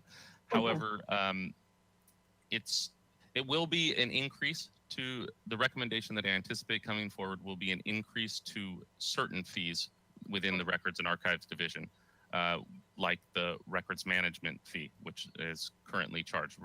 We found that there is more staff time and more associated costs then with that task now under the 100% digital system, submittal system. However, there are other fees that are largely going away that were charged on a paper-based system per plan page, for example. So on the whole, is it an increase or a decrease? I think I'd have to look at that probably on a case-by-case basis. Yeah. That's fine. Thanks so much. And then my next questions, thank you, sir, for I think Ms. Bjork. Ms. Snedden touched on the business liaison, and I can tell you when I watched Mark Aguilar and Jason Harris, field questions from business people or people who, whatever they're trying to do involves community development. I did get a suggestion that as we look to trying to increase more housing production downtown, that there's an ombuds or someone specifically in a position to help people, businesses, individuals, commercial property owners, repurpose their buildings or build. So is Mr. Aguilar working in that function now? And I mean, could he be considered an advisor on development? Mario, that's a very good suggestion, and I'd actually been thinking about the same thing. There's some changes that we'll need to make to really facilitate housing downtown, particularly in the reuse of existing buildings. One of the things that comes right to mind is our open yard requirements are very difficult to make on a existing building downtown. So we need to take a look at some of our ordinance changes to facilitate that. Mr. Aguilar has been fantastic this year in not only helping Mr. Harris, but also helping the attorney's office with special tasks, helping with the COVID related, and continuing to help even beyond business related. So I think that's certainly something we could transition into a permanent role. I think it's important to point out this is still an acting role for Mr. Aguilar. He's been doing it for 2 years, and we have not created a permanent role for that yet. As I said, when I came in August last year, assuming that I was there short term and not wanting to make assumptions about what a future community development director would want, we left that as an acting role. But I do think there's real value to it. I recognize that it's two different functions. One is helping a new business move into an empty storefront and get up and running. And then it's a different function to help someone who wants to build housing and in the footprint of a downtown property. But I thank you for listening to that suggestion that came from someone. And those of us who really want to see some housing downtown, there needs to be. I have another question for you, Ms. Bjork. Don't go away. That applicants might need some help. And so this is a question related to work at home, because it seemed like what I got from your presentation and from others is the pandemic did give us this gift of people who, if they live in Ventura, they don't have to commute all the way up Highway 101 here back and forth. Is there a possibility of looking at if a worker is not working the counter and has to actually, talk to people, can they work from home? What are your general thoughts? It's a very general question. And Mary, I didn't mean to go away. I actually just got trigger happy on the buttons. I'm sorry about that. Okay. But the city has long had a telecommuting program for employees, and it's based on job requirements. And that program will remain in place. I think that it really has an opportunity to be expanded. Want to balance that with the need, particularly being a community serving department, the need for having some level of in-person contact. So what I have been telling staff who've been asking for the last year is, I don't think we're going back to where we were, but I don't know that that means we will be a completely remote workplace. I also want to recognize and acknowledge those people who have not been able to work at home because of their job functions, because not only have they showed up every day, they've also had to take on a lot of the duties that are not able to be done by people who are not coming into the office, such as sorting mail, answering live phones, dealing with the people who just sort of wander by and knock on the front door and can't come in. So they really have done an exceptional job. And we need to make sure that we're balancing all of those issues. So I know that the Human Resources Department is leading a citywide effort to look at this issue of how we transition back and what it looks like. But I also know that we have this long-standing program of telecommuting that will be a foundation for evaluating that transition back and what happens going forward. This is a good moment I'd like to acknowledge all the city workers who were not quarantined one day. Some of us, myself included, yourself, right? We were always had to be in person. So thanks for that. Ms. Doubles, if you'll come back, because I've been in contact with Ms. Bufano in rental housing mediation, asking if they're prepared for possible evictions when, the eviction protections and I know that she and her staff are ready. I just wanted to pose the question in a public forum for you, if you would give us a little bit of information about that. Sure. Thank you, Mayor Murillo. Yes, our staff is very much ready, and they've been working on a lot of that throughout this whole pandemic. We definitely have had really quite a blessing in a way of having more funding that has come from the state and federal governments to help this situation with giving us funding to assist tenants to pay their back rents that were owed, that they were unable to afford to pay. So we definitely keep our ear to the ground on any new regulations that have been sent out by either state or federal guidance on when or if those eviction moratoriums will be lifted, or if they continue to extend them. But either way, our staff is very prepared. They attend a lot of different meetings on what is going on presently for where to send our clients to, either, the county with the United Way, or now that program has apparently been exhausted, now over to the state site to apply for that assistance there. Yes, and I love the rental housing mediation program, because it does include property owners and landlords. So I appreciate that aspect of everyone working together. So that, Ms. Doubles, thank you. And that's it for my questions. Anyone else with questions? We can go to public comment. I saw that Rich Sander with SB Act is here, and he's almost staff, right? We have such a strong relationship with SB Act in our homelessness collaborative and helping our unhoused neighbors. Anyone else have questions? So, Ms. Clerk, if you would see, are there hands raised? Did I see Mr. Sander in the list correctly? Very good. Yes, Mr. Sander is our one public commenter. We can pull up our timer. And Mr. Sander, you can unmute yourself and go ahead.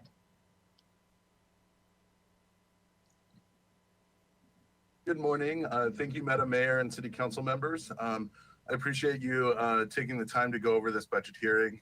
I just wanted to give the following remarks. SB Act has worked in partnership with the City of Santa Barbara for going on 2 years now in facilitating the Act on Homelessness Collaborative.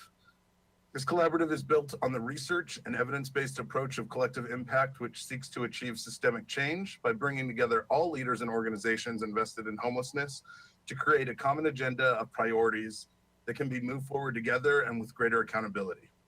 It's not every day that one has the opportunity to work with city leadership and staff that understands this approach, how much time it takes to build consensus, and the importance of transparency and trust building with diverse constituencies. We want to take this time to thank you for talking on this important collaborative work with us. Mayor Murillo and Mayor Pro Tem Gutierrez have co-chaired our steering committee, and council members Jordan, Harmon, Gutierrez, Sneddon, and Friedman have all participated in our regional action plans and working groups that are facilitating open and honest discussion about concerns from residents and business owners, barriers to efficient and effective delivery of services, as well as creating solutions that can be deployed in a timely and cost-effective manner. We also have staff from the Community Development and Resilience and Sustainability departments that have joined us for these important conversations. They've worked to be very responsive to the needs of residents and businesses and have created new systems and processes that are much more user-friendly. These new systems and processes have also enabled us and every collaborative partner to make more data-informed decisions, which is crucial in an environment with personnel and resources are insufficient to meet the growing need. Even more importantly, we know that this level of coordination and collaboration can only be impactful when resources are aligned with the designated goals and objectives. We once again appreciate that you are doing just that in the proposed budget for the Community Development Department. We know that it will continue to be a struggle to dedicate the funds to address the crisis of homelessness as you implement cuts to departmental budgets overall, but our commitment with the Act on Homelessness Collaborative is to work closely with you and prioritize only the solutions we feel we have visible and measurable results. Thank you so much for your time, your commitment, and your leadership. Cheers. Thank you. Any questions for Mr. Sander since we have him captive? Thanks for all your hard work, Mr. Sander. No questions. Mr. Jordan, if you'll kick us off with closing remarks, please. Thank you. Thank you, Madam Mayor. You caught me before I clicked, huh? I really just want to congratulate's the wrong word.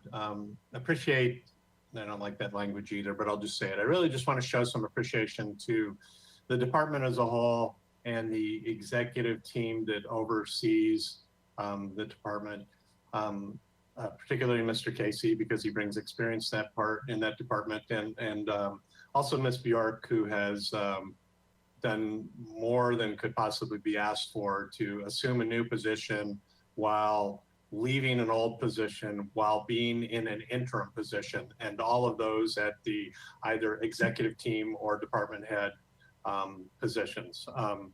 The last year has probably been, I'm sure for others too, certainly has been for me, the last year has probably been one of the most difficult years of our lives personally, and procedurally or in a bureaucracy, it's also been one of the most difficult years also.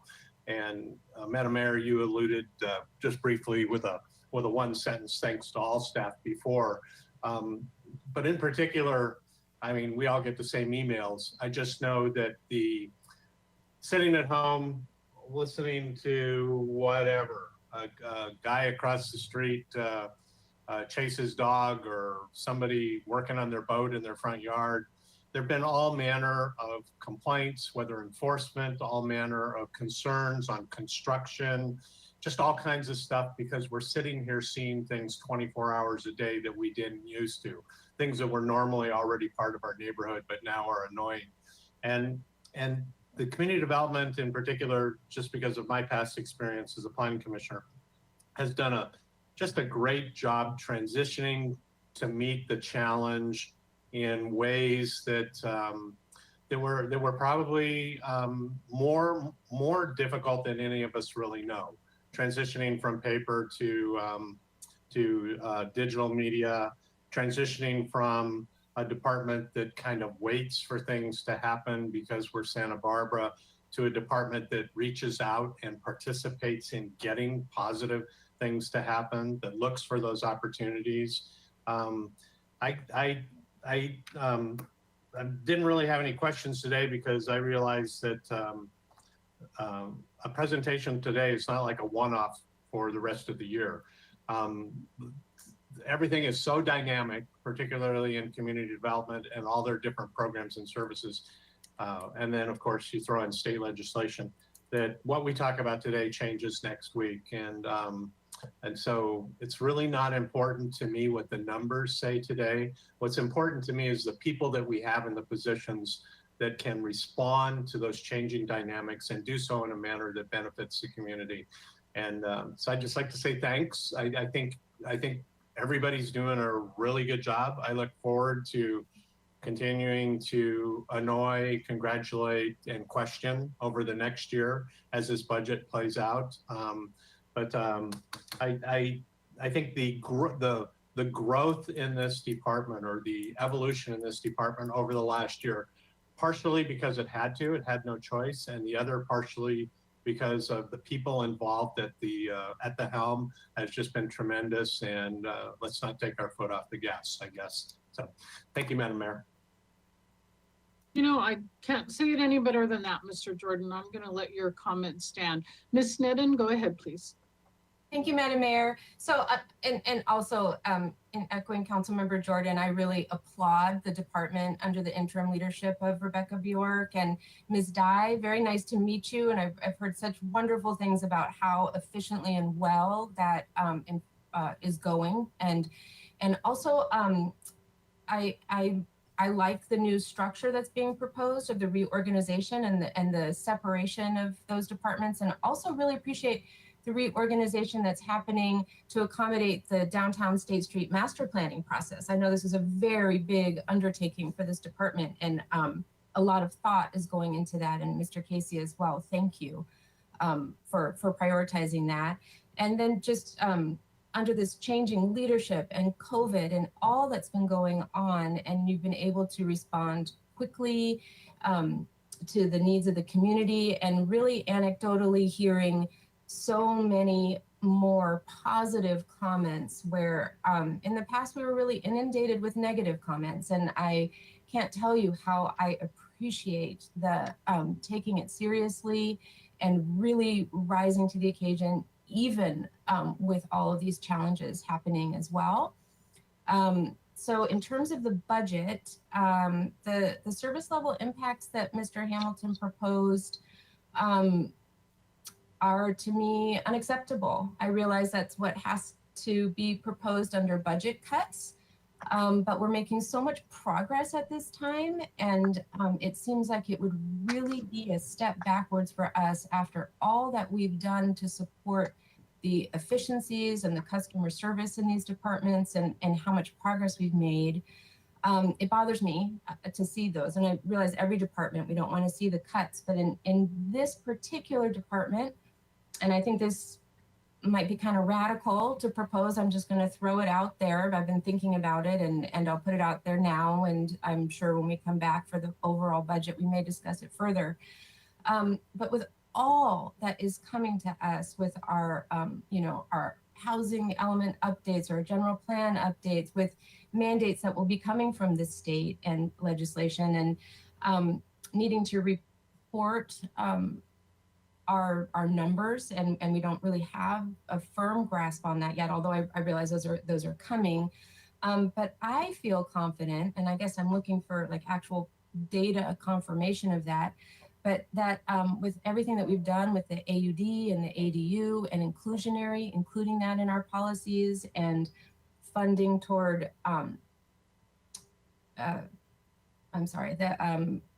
the Creo commuter lot or different housing authority housing units, I don't believe we're in danger of being categorized as a non-housing friendly just based on our policies. And I think I would like a further analysis of if that threat is really, I'm not asking for that today, but for us to be thinking about that. Like, we have met this threat every time of changing our policies and updating and moving on. And I just feel like there could be efficiencies in the state is going to impose things on us. And, you know, we've already been spending, as long as I've been on council, and I'm sure before, it's major overhauls of AUD, major overhauls ADU. And now we're embarking on a whole nother major overhaul. And I really think we could have efficiencies in just letting those rest for a little bit until we see what's happening with funding from the state, with mandates from the state, and all these other things that we're working on. It's a tremendous workload. And the back to the service level impacts that were on the slide by Mr. Hamilton, I just don't think we can afford that coming out of COVID. I would really like to look at if our collective staff efforts could really be put into streamlining what we have, really making what we've already put in place, making it hum and be efficient and get those businesses open and get development going under the guidelines that we have. And a lot of that can be done with Excel working and the ombudsman and the liaison and the economic development, things that we already have in place. So as we're looking at the budget for that and really weighing what those service level impacts are with these cuts versus the priorities of what we're really funding. And this is the moment for that in the budget, in the 2-year cycle that we're setting, and acknowledging Councilmember Jordan that of course it's going to change as we go. But when we're setting our priorities, I really want us, I'm just going to ask that we think about whether doing a whole nother major overhaul right now is where our efficiencies need to be.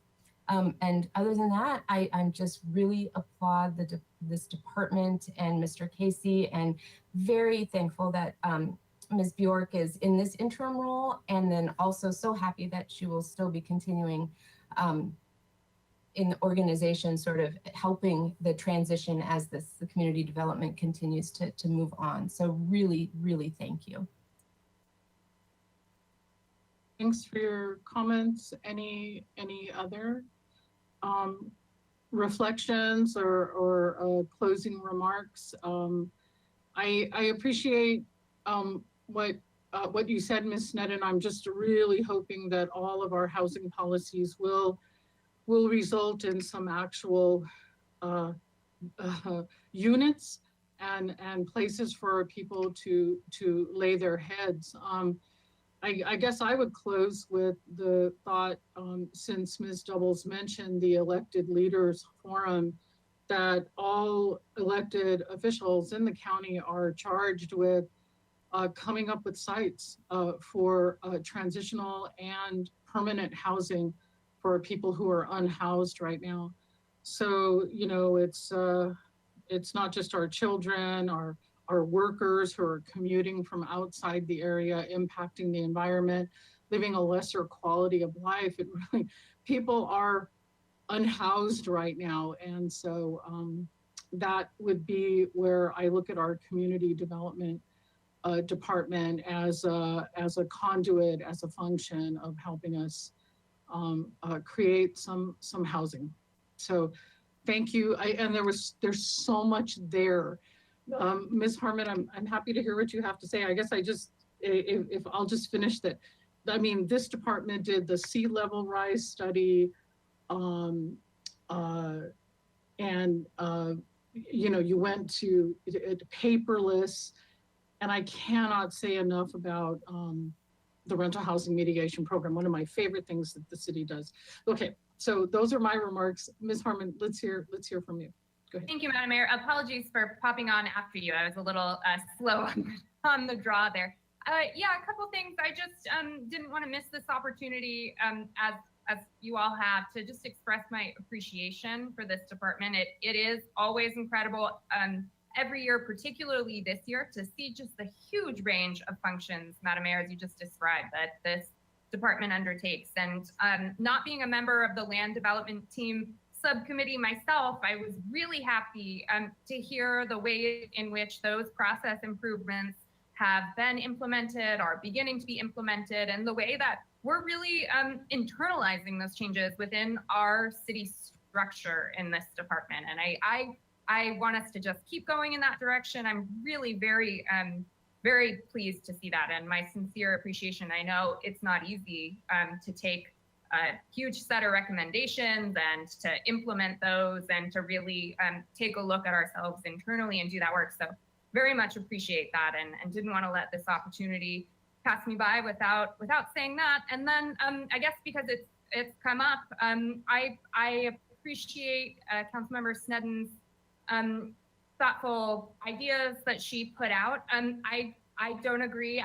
Well, I guess I should back up and say I agree with finding efficiencies wherever possible. I think that's so much of what we've tried to do in this department over the last year. But in terms of pressing pause on the housing conversations, I just I simply can't get on board with that. For me personally, you know, I think we've invested so much, both as a city and as a community, in these conversations, in getting the stakeholders to the table to talk about what's needed, what's wanted. And I think we would really be abdicating our responsibility if we put those on hold. And so for me, I'm really looking forward to continuing those conversations this year. I think they're necessary. Certainly we'll keep our eye on what's happening at the state level, but to step back when we know that housing is such a crisis here in our community, it's just not for me, not a direction that I'm looking to go in. So wanted to put my 2 cents on that, but really appreciate it again. And thank you to staff and to my colleagues. Thanks, Madam Mayor. Thanks, Ms. Harmon. Mr. Friedman, go Thank ahead. you, Madam Mayor. I just really briefly wanted to just thank our staff, being on the land use development team, seeing where we've come and where we're going. It's been a really great experience, and seeing not only the change in the policies, but this change that's taking place within our staff, within the culture of moving, working with the community. And it's been really positive, and we're getting a lot of positive feedback from the community when they go through the process. Some of the online demand permitting is great. So really wanted to stress the great work that you're doing. And Ms. Brooke and Ms. Bjork and Ms. Dye, welcome to Santa Barbara. I know you've been here and hearing very positive things about the work all of you and all the staff are doing, and just want to continue to keep it up. And since it was brought up by Councilmember Harmon, I'm hesitant to put the pause on housing. I think we can have a good discussion on making what works for us locally, but to put the pause on there would, to me, it would open us up to having the state actually come in and have more restrictions that we'd be reacting. So either way, we're going to be reactive to whatever they're doing, but continuing the path we're going gives us the ability to be a little bit proactive and try to meet the needs and frame the conversation from our own community going forward. So just wanted to add my 2 cents there. Thank you, Madam Mayor. Well said. Thank you so much. If any other closing comments from council members who haven't chimed in, it's we do need to take a break before we go to sustainability and resilience.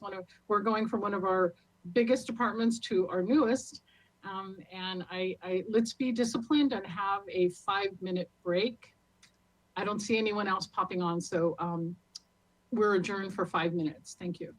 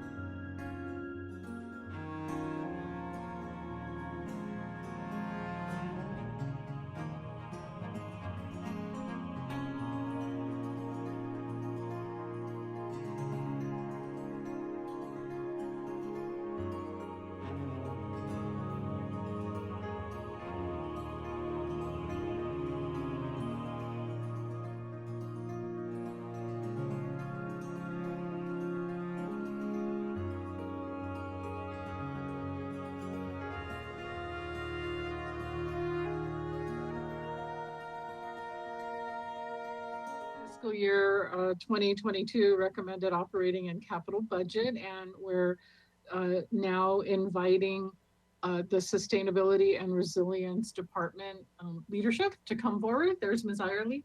Thank you so much. Go ahead, please. Good morning, Madam Mayor and council members. I'm Renee Irely, the Acting Sustainability and Resilience Co-Director.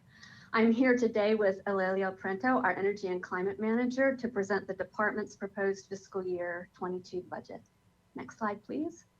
Our presentation includes an overview of the department and then the budget and highlights for our two divisions. Next slide, please. Next slide, please. The Sustainability and Resilience Department was created last fiscal year in recognition of Council's priorities and our community's need to elevate and coordinate policies and programs. We began with environmental services and energy and climate to form the department, but we're in a process of evaluating what work elements that already exist in the city's organization may make sense to house in the new department. This review is being facilitated by my colleague and acting co-director Cameron Benson, and will be finalized later this year and brought forward as part of the fiscal year 23 budget process. Next slide.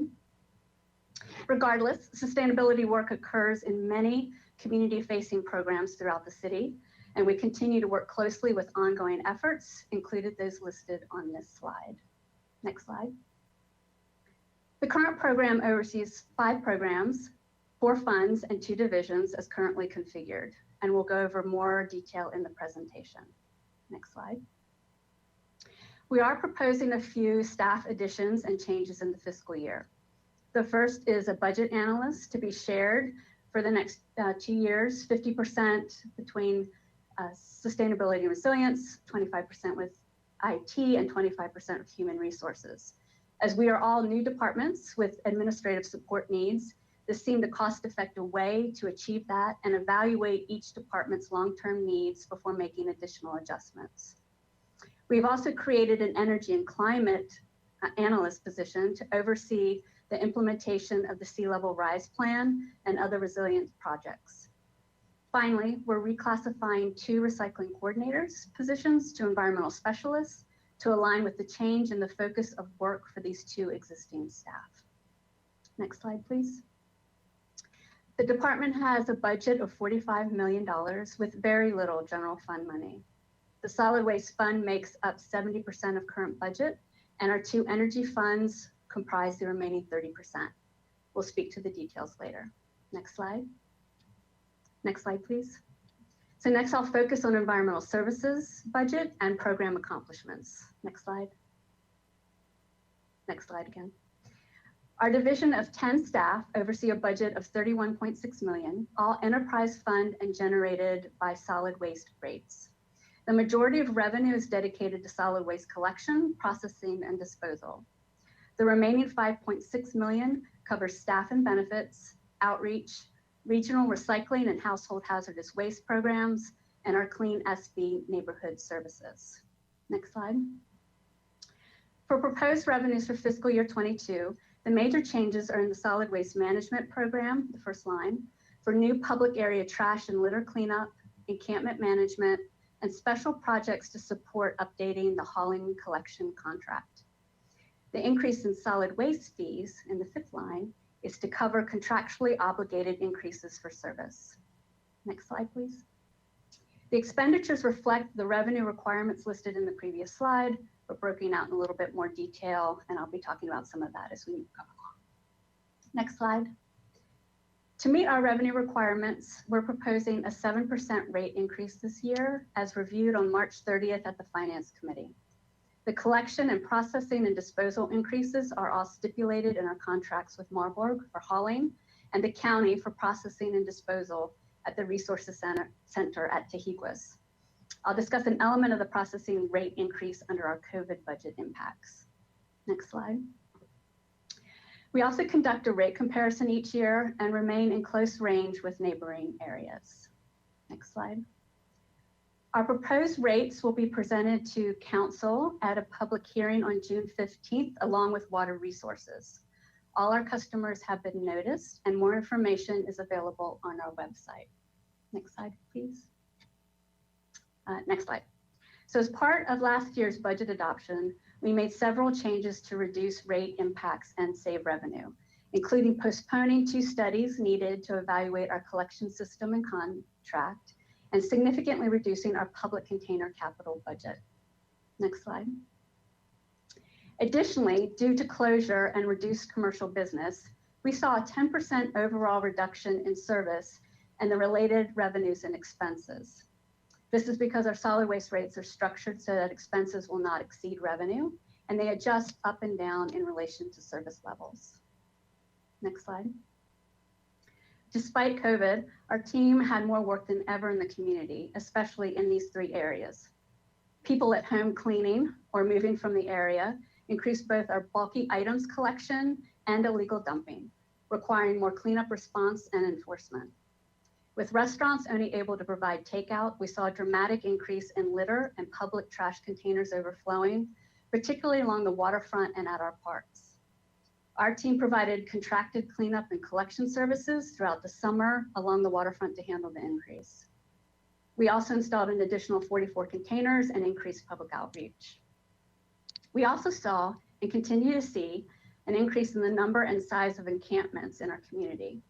Our team continued to coordinate the city's internal departmental response team, promoted the encampment reporting web form, increased monitoring of sites, and began trash-only cleanups to try to contain their impacts. We also been coordinating with CityNet client management services for the unhoused at the camps. Next slide. In determining our revenue requirements and setting our rates for the coming fiscal year, we have based them on the status quo level of service over the past year. But again, because our revenue matches service levels, as the economy recovers and businesses come back online, our revenue will continue to match any expense increases. One area where we need additional funding is a requirement in the county agreement to deliver a minimum amount of material and funding to the resource center. This is also known as a put or pay clause in the contract. Based on this year's performance, we are projecting to fall about 6,000 tons short of that minimum requirement, which equates to about $900,000. But again, we have included this required cost in our proposed rates. Due to several of the COVID-related changes in operations, we have increased a couple of programs to better meet the needs of the community. We've included an additional $50,000 to our encampment management program in anticipation of additional work as the state reopens, and $80,000 to maintain the increased public trash and litter cleanup services provided this year, particularly along the waterfront. Finally, 2 projects needed to evaluate our current collection system and rate structure are included to help the city prepare for our next collection contract, which is set to expire in 2023. Next slide, please. Next slide. Environmental Services is a team of 10 overseeing a wide variety of programs and services. I'll highlight a few of the key areas and our P3s for fiscal year 22. Next slide. In some ways, and most importantly, we run and provide oversight for the solid waste utility, including the collection, processing, and disposal of all trash, recycling, and organics produced in the city. These services are provided by Marburg and the county respectively through long-term contracts with established costs. We manage their contracts, we ensure compliance with them, we set the rates, and the city collects the revenue for the service. Next slide. The Resource Center at Tehigas is in its final commissioning stage and slated to be fully operational by July. This is the largest public works project in the history of the county at about $134 million. The city entered into this 22-year agreement in 2016 for the county to build and ensure operation of a facility to process both recyclables sorted at the curb, along with pulling additional recyclables and organics out of the trash. The diagram to the right shows how that all works. There's also an anaerobic digester to turn organic material into energy and compost. Next slide. Our first P3 for next year is to ensure that our collection system is modernized and works seamlessly with the Resource Center. This includes having a modern, transparent collection contract and related rate structure. Next slide. The Environmental Services team is also focused on programs, policy development, and outreach to promote waste reduction and diversion. A key driver is the state's landmark legislation, SB 1383, focused on reducing organics disposal by 75% by 2025 to reduce greenhouse gases, and recovery of 20% of otherwise edible food for redistribution. It's the most significant legislation in 30 years and will require a concerted effort to meet its goals. Fortunately, we're well on our way with our model programs. Also, single-use plastics and other materials continue to be a major focus of effort in the state, and we look to build on our existing ordinances and programs. Our outreach efforts this year will also focus on reusing and repairing of goods as opposed to disposing of them. And we've received a CalRecycle grant to target electric landscape machinery and e-bike batteries for recycling. Next slide. Statewide, 1 in 8 people are food insecure. It's a tremendous need to feed those in need and has been exacerbated in the pandemic. As mentioned previously, food rescue and recovery is a major element of SB 1383, and we're in the process of conducting a needs and capacity assessment to determine how best to accomplish this goal regionally. Next slide. So you might imagine 1383 is driving a large percentage of our P3s for fiscal year 22, and will touch our work in ordinance development and city procurement. Next slide. We'll also need to ensure business compliance with regulations and ensure that operations are complying with regulations. Next slide. We also must ensure the regional food rescue network is set up and running. Additionally, to support food scraps collection at apartments, we're starting a pilot program in partnership with the Housing Authority this year as well. Apartments are particularly difficult to get to participate in diversion programs. And we're revamping our website with dashboards and maps to increase transparency about our work and services. Next slide. Clean SB is our suite of neighborhood improvement services, including illegal dumping, litter, public trash collection, and encampment management. Next slide, please. Bulky items are scheduled collections of large material, and illegal dumping is not. Over the last 3 years, we started collecting data and mapping, which reveals definite hotspots where illegal dumping occurs, mostly around heavily dense areas and apartment buildings. This year of COVID saw an increase in activity. We're trying more targeted scheduled neighborhood bulky goods collection events in the coming year, including the one that just occurred at the waterfront on May 16th. And we're creating a rapid response team to patrol and collect in hotspot areas. Next slide, please. Litter is always a challenge. Last year, adding a contractor to rapidly respond to problem areas helped, and we'll continue with that this year. We're embarking this month with United Way on a pilot work training program for the formerly homeless to provide neighborhood cleanup services. And we're also restarting and expanding our volunteer cleanup efforts. Next slide, please. We have about 1,500 public trash containers around the city that we maintain and replace. The capital program was paused this year, but we continue to install new ones in problem areas and increase service in high use areas such as the waterfront. Next slide, please. So encampment management. Addressing homelessness is a huge effort, as you're well aware. And over the last 3 years, we've played our part by coordinating the city's interdepartmental response team, working with creeks, streets, police, fire, parks, housing, and our outside agencies, Caltrans and Union Pacific. And I would really like to thank this entire team for all of the work that they do and their collaborative spirit. We have an online reporting forum for the public and monitor ongoing and new camps throughout the city. We've established a process to prioritize encampments for cleanup that include public health and safety issues, nuisance, and fire hazard. In the time of COVID, the vast majority of cleanups are focused on trash and litter only. We're working internally with the team to determine operations once the CDC guidelines are lifted that restrict removal of camps. As you can see from this dashboard, which covers July 1st through last week, it's a good summary of the communication that we've had with the community and our work effort. You can see that not only have we had a large number of reports of encampments, but we track where they are and our responses.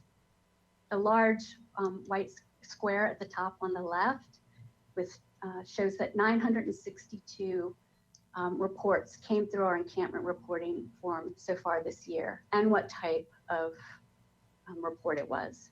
In the large black square, that includes the 962 plus the additional 300 or so reports that came from staff generating observations of encampments. In excuse me. So over on the left side of the slide, the number 252, that represents the number of daily cleanups that have happened along the waterfront since November. And the bottom quarter number is of 141 is bi-weekly underpass cleanings that take place under Cacique, Milpas, Quarantina, and Calle de Chavez. On the far right, we've had a reported 282 park encampments, 122 Caltrans property encampments, and 22 on Union Pacific. And as we continue to expand the use of the reporting form, the better data that we get. And then we're able to use this information to inform how and where we deploy our cleanup resources and how and where to focus CityNet services. Next slide, please. And then finally, particularly with Clean SB, we have a number of youth engagement programs and opportunities. We look forward to starting our youth cleanup programs again that target youth groups and schools to adopt projects near their campuses. We also, in this program, supply small fundraising grants as well in conjunction with the work. Our Spirit of Service Jack Canton Awards for youth for neighborhood improvement and waste reduction are given out annually. We've long supported Explore Ecology and their environmental curriculum, and we coach and support green teams at many of the schools throughout the city. Next slide. So we're always looking for ways to improve and expand our neighborhood services programs, and these 4 P3s are what we're focusing that work on this year. And with that, that's a good conclusion of my portion of the presentation, and I'll now hand it over to Ms. Brento. Thanks. Good afternoon, or still morning, council members and Mayor Murillo. Now I'll be covering the Energy and Climate Division, and we'll start off with the financial picture for FY22. Next slide, please. So quickly, a budget summary, just as Ms. Irely did, some budgetary impacts, and then some of our program accomplishments and highlights from the last year. Next slide, please. The Energy and Climate Division actually is comprised of 2 funds. We have the Energy and Climate Program, which undertakes utilities management throughout the city, helps coordinate the climate action plan and the interdepartmental team that puts that together, and works to accomplish council's goal of carbon neutrality. Also, we implement clean energy projects and look to bolster energy and local resilience. And then Santa Barbara Clean Energy is our community choice energy organization that we're currently in the process of standing up. And that fund is comprised of power supply contract management, customer programs, which will relate to some of the things that we do over in the Energy and Climate Program, as well as regulatory compliance. Next slide, please. Next slide. So really quickly, the Energy and Climate Program is largely comprised of 2 different efforts. One is utilities management. As I mentioned, the division does pay and manage all of the utility bills for the general fund. And then the Energy and Climate Program, which is most of our staffing and benefits, as well as implementation of council directed efforts, such as the Strategic Energy Plan and the Climate Action Plan. As you can see here, we do have a 30% increase over the FY21 approved budget, and that is mostly related to increased staffing, which was previously approved before the pandemic, but was held vacant for a time. We also have an increase in our utilities management portion, and that is related to significant rate increases that were passed along by Southern California Edison in the last year, as well as the anticipation of some moderate rate increases related to Santa Barbara Clean Energy's 100% carbon-free service. With relation to and pardon me, those are all allocated revenues. And so we allocate out those anticipated expenditures, and therefore it relates very closely to our expenditure projections. What I did want to draw your attention to on this table is that there is a deficit between FY22 expenditures and revenues, and I will explain that on the next slide. Next slide, please. So in the proposed budget, there is a $600,000 deficit between expenditures and revenues, and this is for a number of reasons. One is it's somewhat related to growing pains of being a new division in a brand new department and having some unanticipated costs when we built our allocations. We're also proposing to add some positions that will really help us undertake the work that we have going on in the division. But also we had some built-in cushions within the line items that allow us some flexibility throughout the year as we do get grant funds to accomplish some of the work. So what we're proposing to do to manage this deficit is move one energy and climate analyst over to the Santa Barbara Clean Energy Fund. And this is really commensurate with the work that is happening in our division. You should be proud that our clean energy organization will be the first in the state to launch with programs in place, which was a big motivating factor when we decided to go it alone and form our community choice energy organization. We have been very resourceful and working with our partners at CalChoice to put together programs for our community at the point when we launch. And so that does require some staff oversight to make sure that those programs are operating smoothly and that we continue to grow upon those when the funds are available. We have also been successful this year in getting some grant funding for some of the work identified in the strategic energy plan, so we can reduce some of the appropriations from the strategic energy plan work and use that grant funding. We'll be building some backup battery energy storage systems with some Cal OES funds, this $170,000. We'll also continue to delay some of our SEP implementation as needed. That's where that flexibility comes in, and we can kind of see what our financial picture is and ratchet down some of the work efforts that we have on our work plan. And lastly, we'll plan to use our energy revolving fund, which is actually the Energy and Climate Division's reserves. All excess funds at the end of the year do fall to the energy revolving fund in our capital program, where we can implement energy efficiency and renewable energy projects, as well as things related to the strategic energy plan. Next slide, please. Speaking of capital, this is how we're anticipating spending that $100,000. We do have some lighting efficiency projects that we have in mind, and these tend to be very low-hanging fruit and have a quick payback. So a really good way to spend our energy revolving fund dollars to quickly replenish the fund. Additionally, we'll continue to implement electric vehicle charging infrastructure. We have a robust set of plans to continue to distribute infrastructure throughout our city to encourage electric vehicle adoption. And then we will continue to implement our Zero Net Energy Roadmap projects. This was a roadmap that provided energy efficiency measures in all of our occupied buildings, as well as renewable measures that would help get our projects or our buildings to use as much energy as they produce. Next slide, please. Moving on to the Santa Barbara Clean Energy proposed budget, the revenues come singularly from rate revenue, and that is anticipated to be about $11 million in FY22. This is a brand new fund and we haven't launched yet, so you can see that it's a major jump from FY21. And the bulk majority of the expenditures related to Santa Barbara Clean Energy is power procurement. As you can see here in the top line under expenditures, it's almost $9 million for this partial year of service. And there's about $1.1 million of Santa Barbara Clean Energy overhead and administration. That includes the position that we're proposing to move from energy and climate, as well as our contracts with CalChoice and our data manager and customer service representatives. Next slide, please. I did want to have a quick note, and some of you did hear about this yesterday at the Finance Committee, about the general fund loan repayment. Your council authorized a $2 million general fund loan for Santa Barbara Clean Energy in January to facilitate the startup costs of SBCE.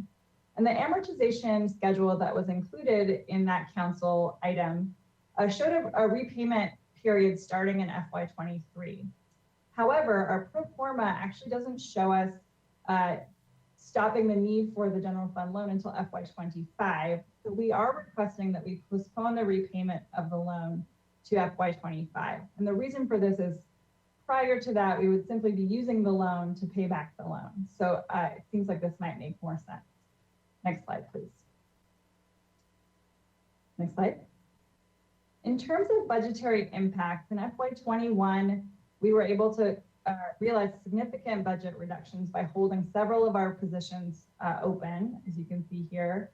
And we also delayed strategic energy plan implementation because we didn't have the staff to implement them due to the first line.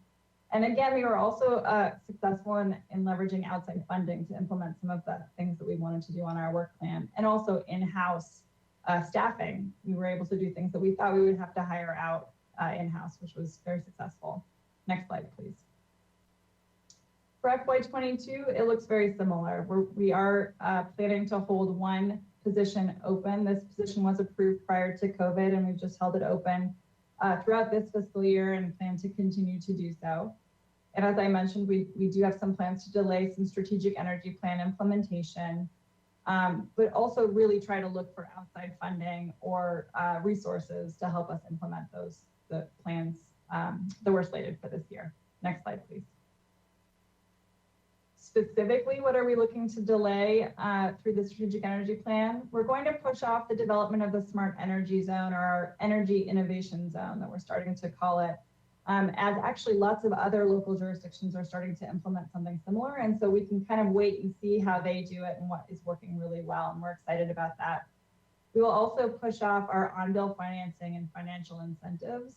And this works really well because those are really great programs to consider funding under Santa Barbara Clean Energy. And so it might work well to hold off on this and wait until we have some funds that we can appropriate through SBCE. And then we will continue to leverage outside funding.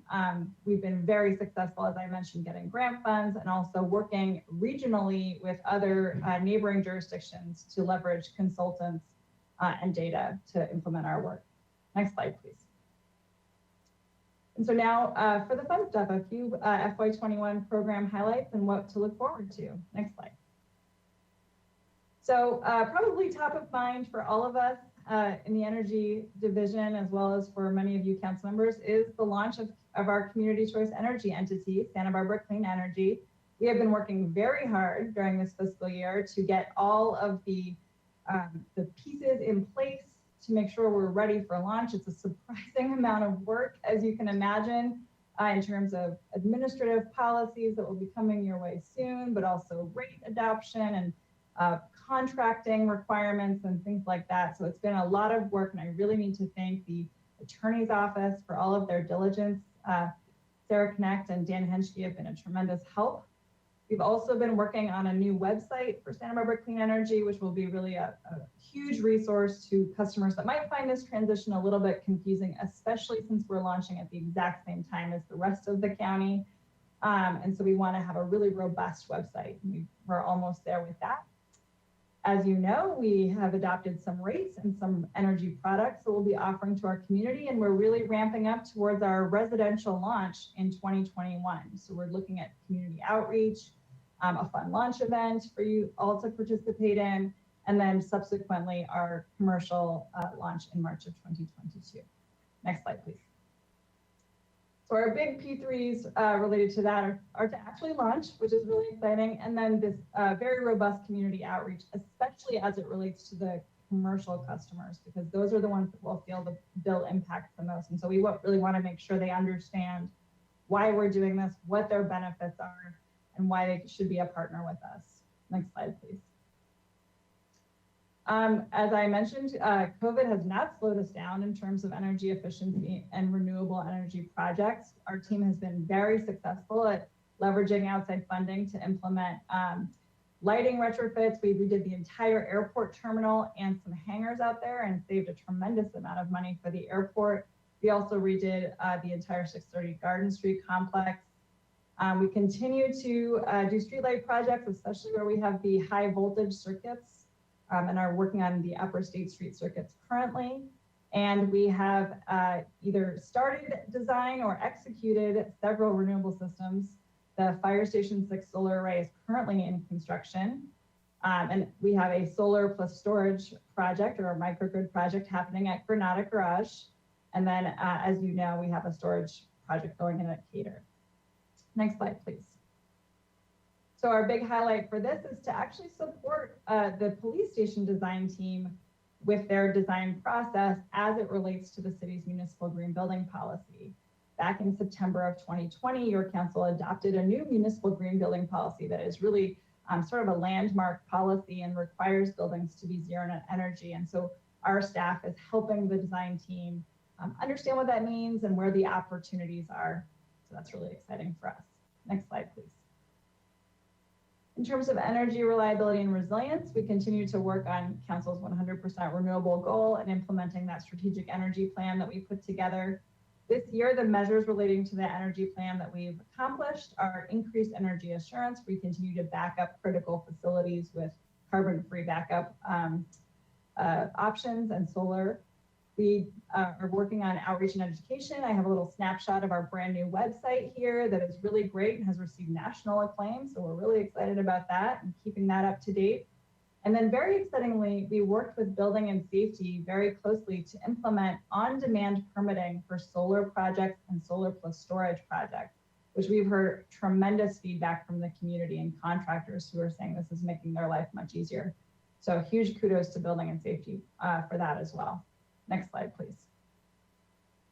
Our big P3 for this year that we really hope we can get accomplished is to build that local microgrid at the Granada Garage. This microgrid is 100% outside funded or PPA funded, so no upfront capital cost to the city. And we did receive self-generation incentive dollars that will pay for the entire battery component of this facility. So that's a really big savings to the city. Next slide, please. And then climate action planning. We're working diligently to meet Council's carbon neutrality goal and updating our climate action plan to really provide some pragmatic and practical strategies to get there. As you have heard me say over and over again, the two main areas of opportunity are building electrification and vehicle electrification. And so we've been working very hard on a natural gas prohibition ordinance that will be coming your way soon. And also diligently expanding not only electric vehicle infrastructure, but programs that help facilitate EV adoption and behaviors that make people feel more comfortable to drive electric vehicles. Next slide, please. On that note, I did want to mention we have done a lot of work to engage the youth sector of our community in relation to the climate action planning effort. We are putting on some climate camps. We're combining with Nature Camp and the Summer Fun Camp to do some climate sessions at these youth camps over the summer. And that will be very exciting and a way for us to introduce climate action to those folks. We also have a youth climate story component to our CAP outreach. And we're adding an art contest to that as well, with the goal of using the art in the actual draft of the climate action plan. So we're very excited about that. We've already engaged with the Youth Advisory Committee and plan to continue to use them as peer review for the plan. Next slide, please. One of the big P3 highlights for climate action planning is that we are embarking on a draft electric vehicle master plan that we'd like to present to your council by the end of FY22 that will really show how we can further deploy EV infrastructure, in particular in areas that are less likely to attract the private investment. Next slide, please. And then new to our group, as you heard Ms. Brooks say earlier, we are passing the baton from the planning division over to the energy and climate division and taking over the very well done sea level rise adaptation plan that they put together and putting it into an implementation phase. So how can we get funding and implement some of the measures that were identified in that plan? We'll also continue to do energy assurance and resilience planning, climate hazard mitigation, and building community resources such as climate resource hubs to make sure that our community is taken care of during a disaster. So these are all of the things we're going to be looking at under climate adaptation. Next slide, please. And so the P3 highlight for that is to develop a 5-year sea level rise adaptation implementation plan. It should say implementation there. So it's just implementing the plan that already exists. Next slide, please. And then just lastly, before I conclude my presentation, I did want to touch upon social equity because it is probably the element that we're hearing the most about in all of our sustainability and climate related work. And how can we facilitate these actions for our disadvantaged communities, and also make sure that they're not adversely or disproportionately impacted by the measures that we're putting in place. And so we are always looking at our measures through that lens, and we have been very thoughtful about our EV infrastructure and programs to make sure that there's a low income component, and we're not pricing anybody out of the technology. We're also looking to develop these resilience hubs throughout the city to provide resources, power, information during times of a disaster. We are working and have hired 2 climate ambassadors to help connect us with some of the community members that don't typically engage in these efforts. And that has been tremendously successful. And we are participating in a big way on 2 local advisory committees. One is the Central Coast Climate Justice Network. We're an ally on that network. And then we are a steering committee member of the Santa Barbara County Climate Collaborative, and are helping formulate and transition their equity advisory committee to the collaborative. Next slide, please. And with that, I think we can transition to questions and deliberation. Thanks, Ms. Parento, and thanks to Ms. Irely too. We'll take questions from the council. Again, a jam-packed presentation of good things our city is doing. Very exciting. Thanks for all your hard work. Mr. Jordan, if you'll start us off with questions. I just really have one question, and it's off on a tangent, and it's probably for Mr. Casey rather than staff, but I will readily admit I'm less than conversant on anything going on in terms of the regeneration project that was before my time, and also the current status of Tahigas and how that even plays into long-term budget concerns. So I'm just wondering, is there a plan to bring those subjects to council, or is that just something I should pursue individually? I think the Tahigas resource question maybe is for Ms. Irely, and when you say regeneration, you mean the cogeneration? Some kind of generation? Okay, Ms. Irely, go ahead, please. Yeah. You're muted, Murnay. Sorry. I'm very good at double muting myself. Yeah, so. there you go. Thank you, Madam Mayor, Councilmember Jordan. With regards to Tahigas and the Resource Center, we will be bringing a more thorough update on the status of the project as it gets up and running in the next couple of months, and looking at the long-term budget and some of like our hopes and expectations around performance of that. So. And then I think in specific just to landfill, I know those numbers are changing, not for the better all the time. When will we hear more about that?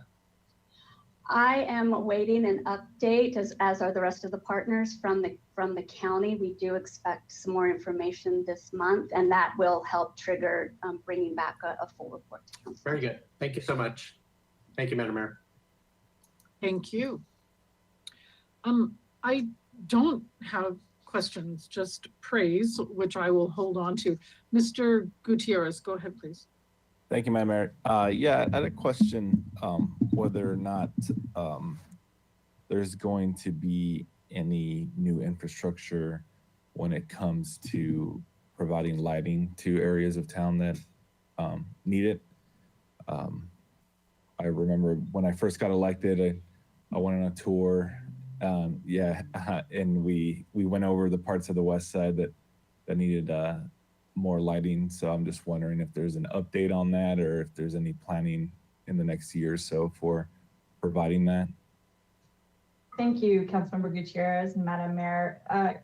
It is difficult to add swaths of lighting. So we had, when you and I did the tour, we identified areas where one light would be sufficient, and then areas where lots of light were sort of needed. And so we shared the areas where lots of light were needed with downtown transportation planning, because they have a lot of projects where they're sort of redoing the streetscape and can identify lighting through that process. And so They have all of those notes of where we had identified where more net lighting is needed, such as San Andreas, and we'll hopefully be able to accommodate that.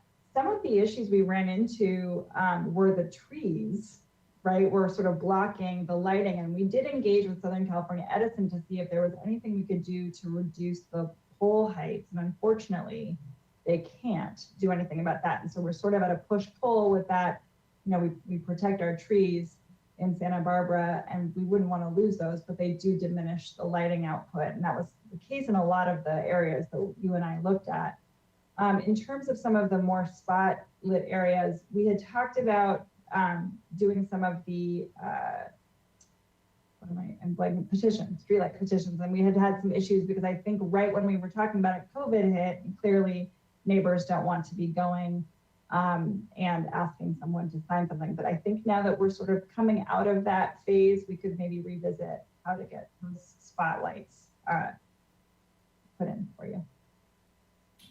Is there any way to make the petition signing electronic so that way people don't have to physically show up to people's doors? They can just have an email sent to them?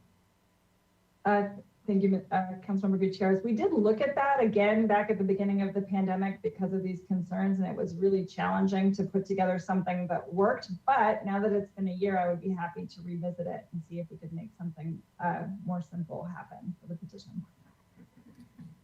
Yeah, thank you. I just want to just continue that my residents are definitely asking for more lighting, and the lighting that's currently present now, as you stated, isn't sufficient and actually efficiently being utilized because of the blockage of the tree branches. So if there could just be more effort put into addressing the lighting issue on the west side or other parts of town, I know that my residents would really appreciate it. Thank you. Any other questions before we check in on public comment possibilities? Questions? Ms. Clerk, do we have folks in the GoToWebinar audience? Okay, no one's raising their hand. We will open and close public comment. And so I have some praise, as I said, but would anyone else like to make some comments? Go ahead, Ms. Neddon. Thank you, Madam Mayor. I'm just so incredibly impressed and proud of this department, division, what you've been able to do in such a short period of time, and with a lean and mighty team has just really been incredible. To Ms. Irely, thank you for what you've been bringing to diverting organic waste, particularly the work with the Food Rescue Network. This is better for our environment, reduces methane gas, but really more importantly is providing food.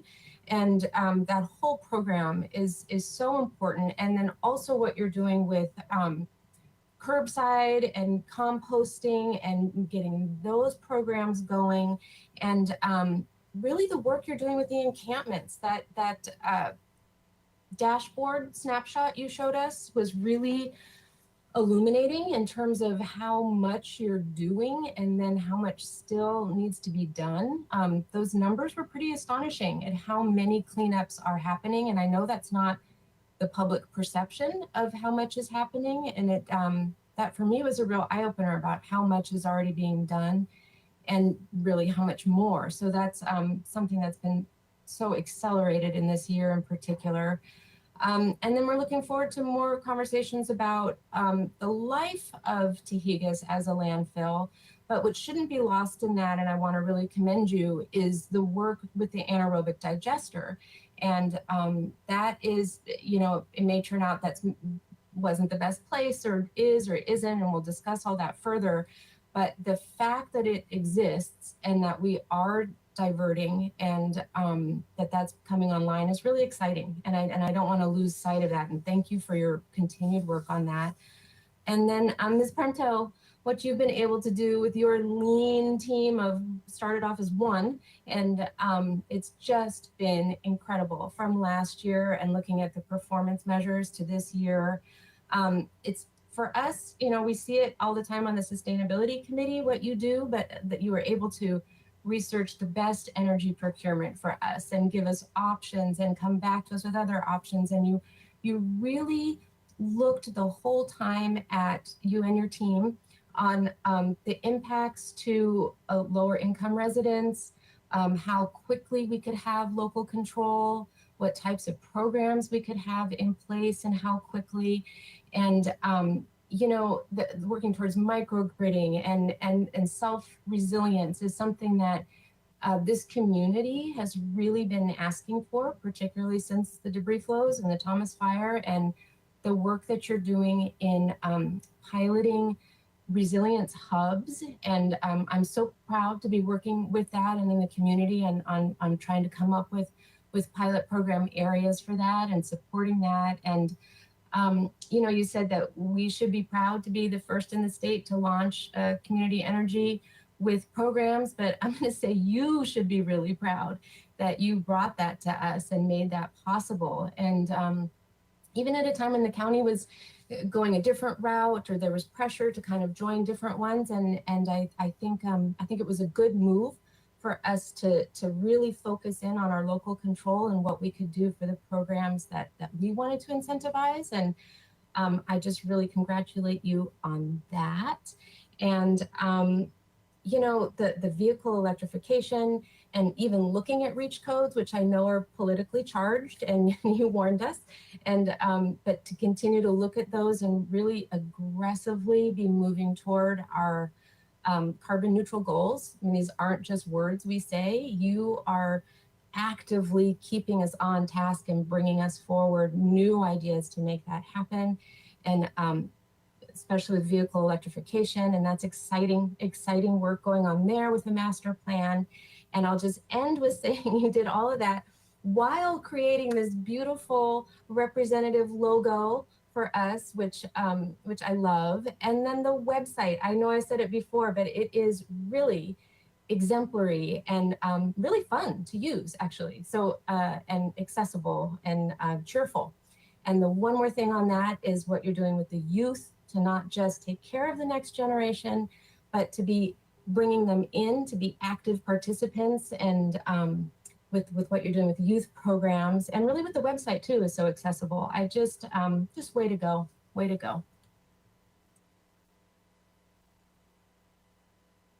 Anyone else with closing comments?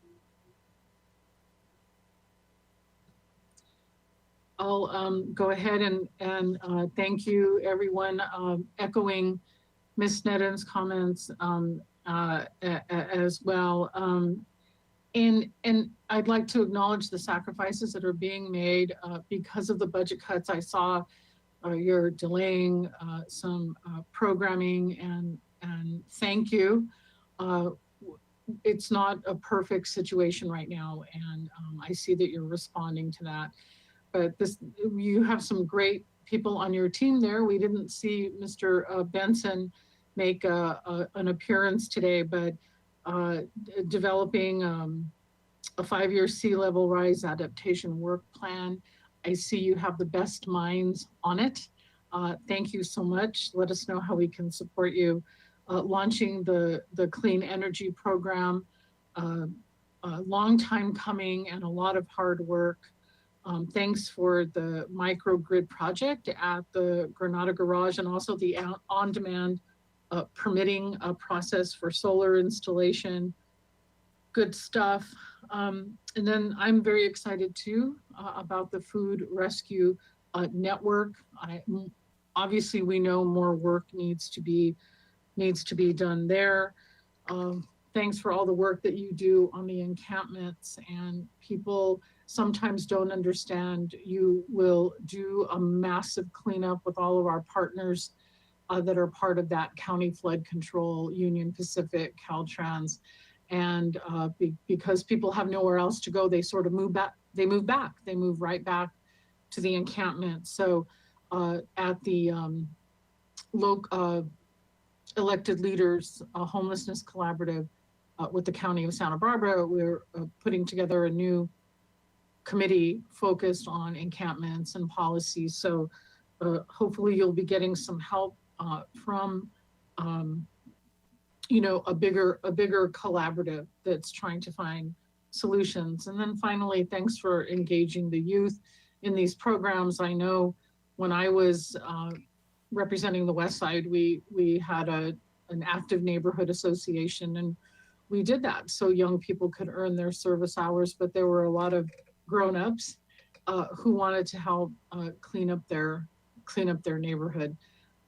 People like to participate in positive activities like that. So congratulations to the Sustainability and Resilience Department and all your staff and the staff that you will have in the future. And we will leave it there. I don't see anyone else popping on. Tomorrow we're back at budget hearing at 1:30. So for now, unless anyone else, Mr. Casey has anything else, we're going to adjourn after an uplifting morning of good work by our city. Meeting adjourned.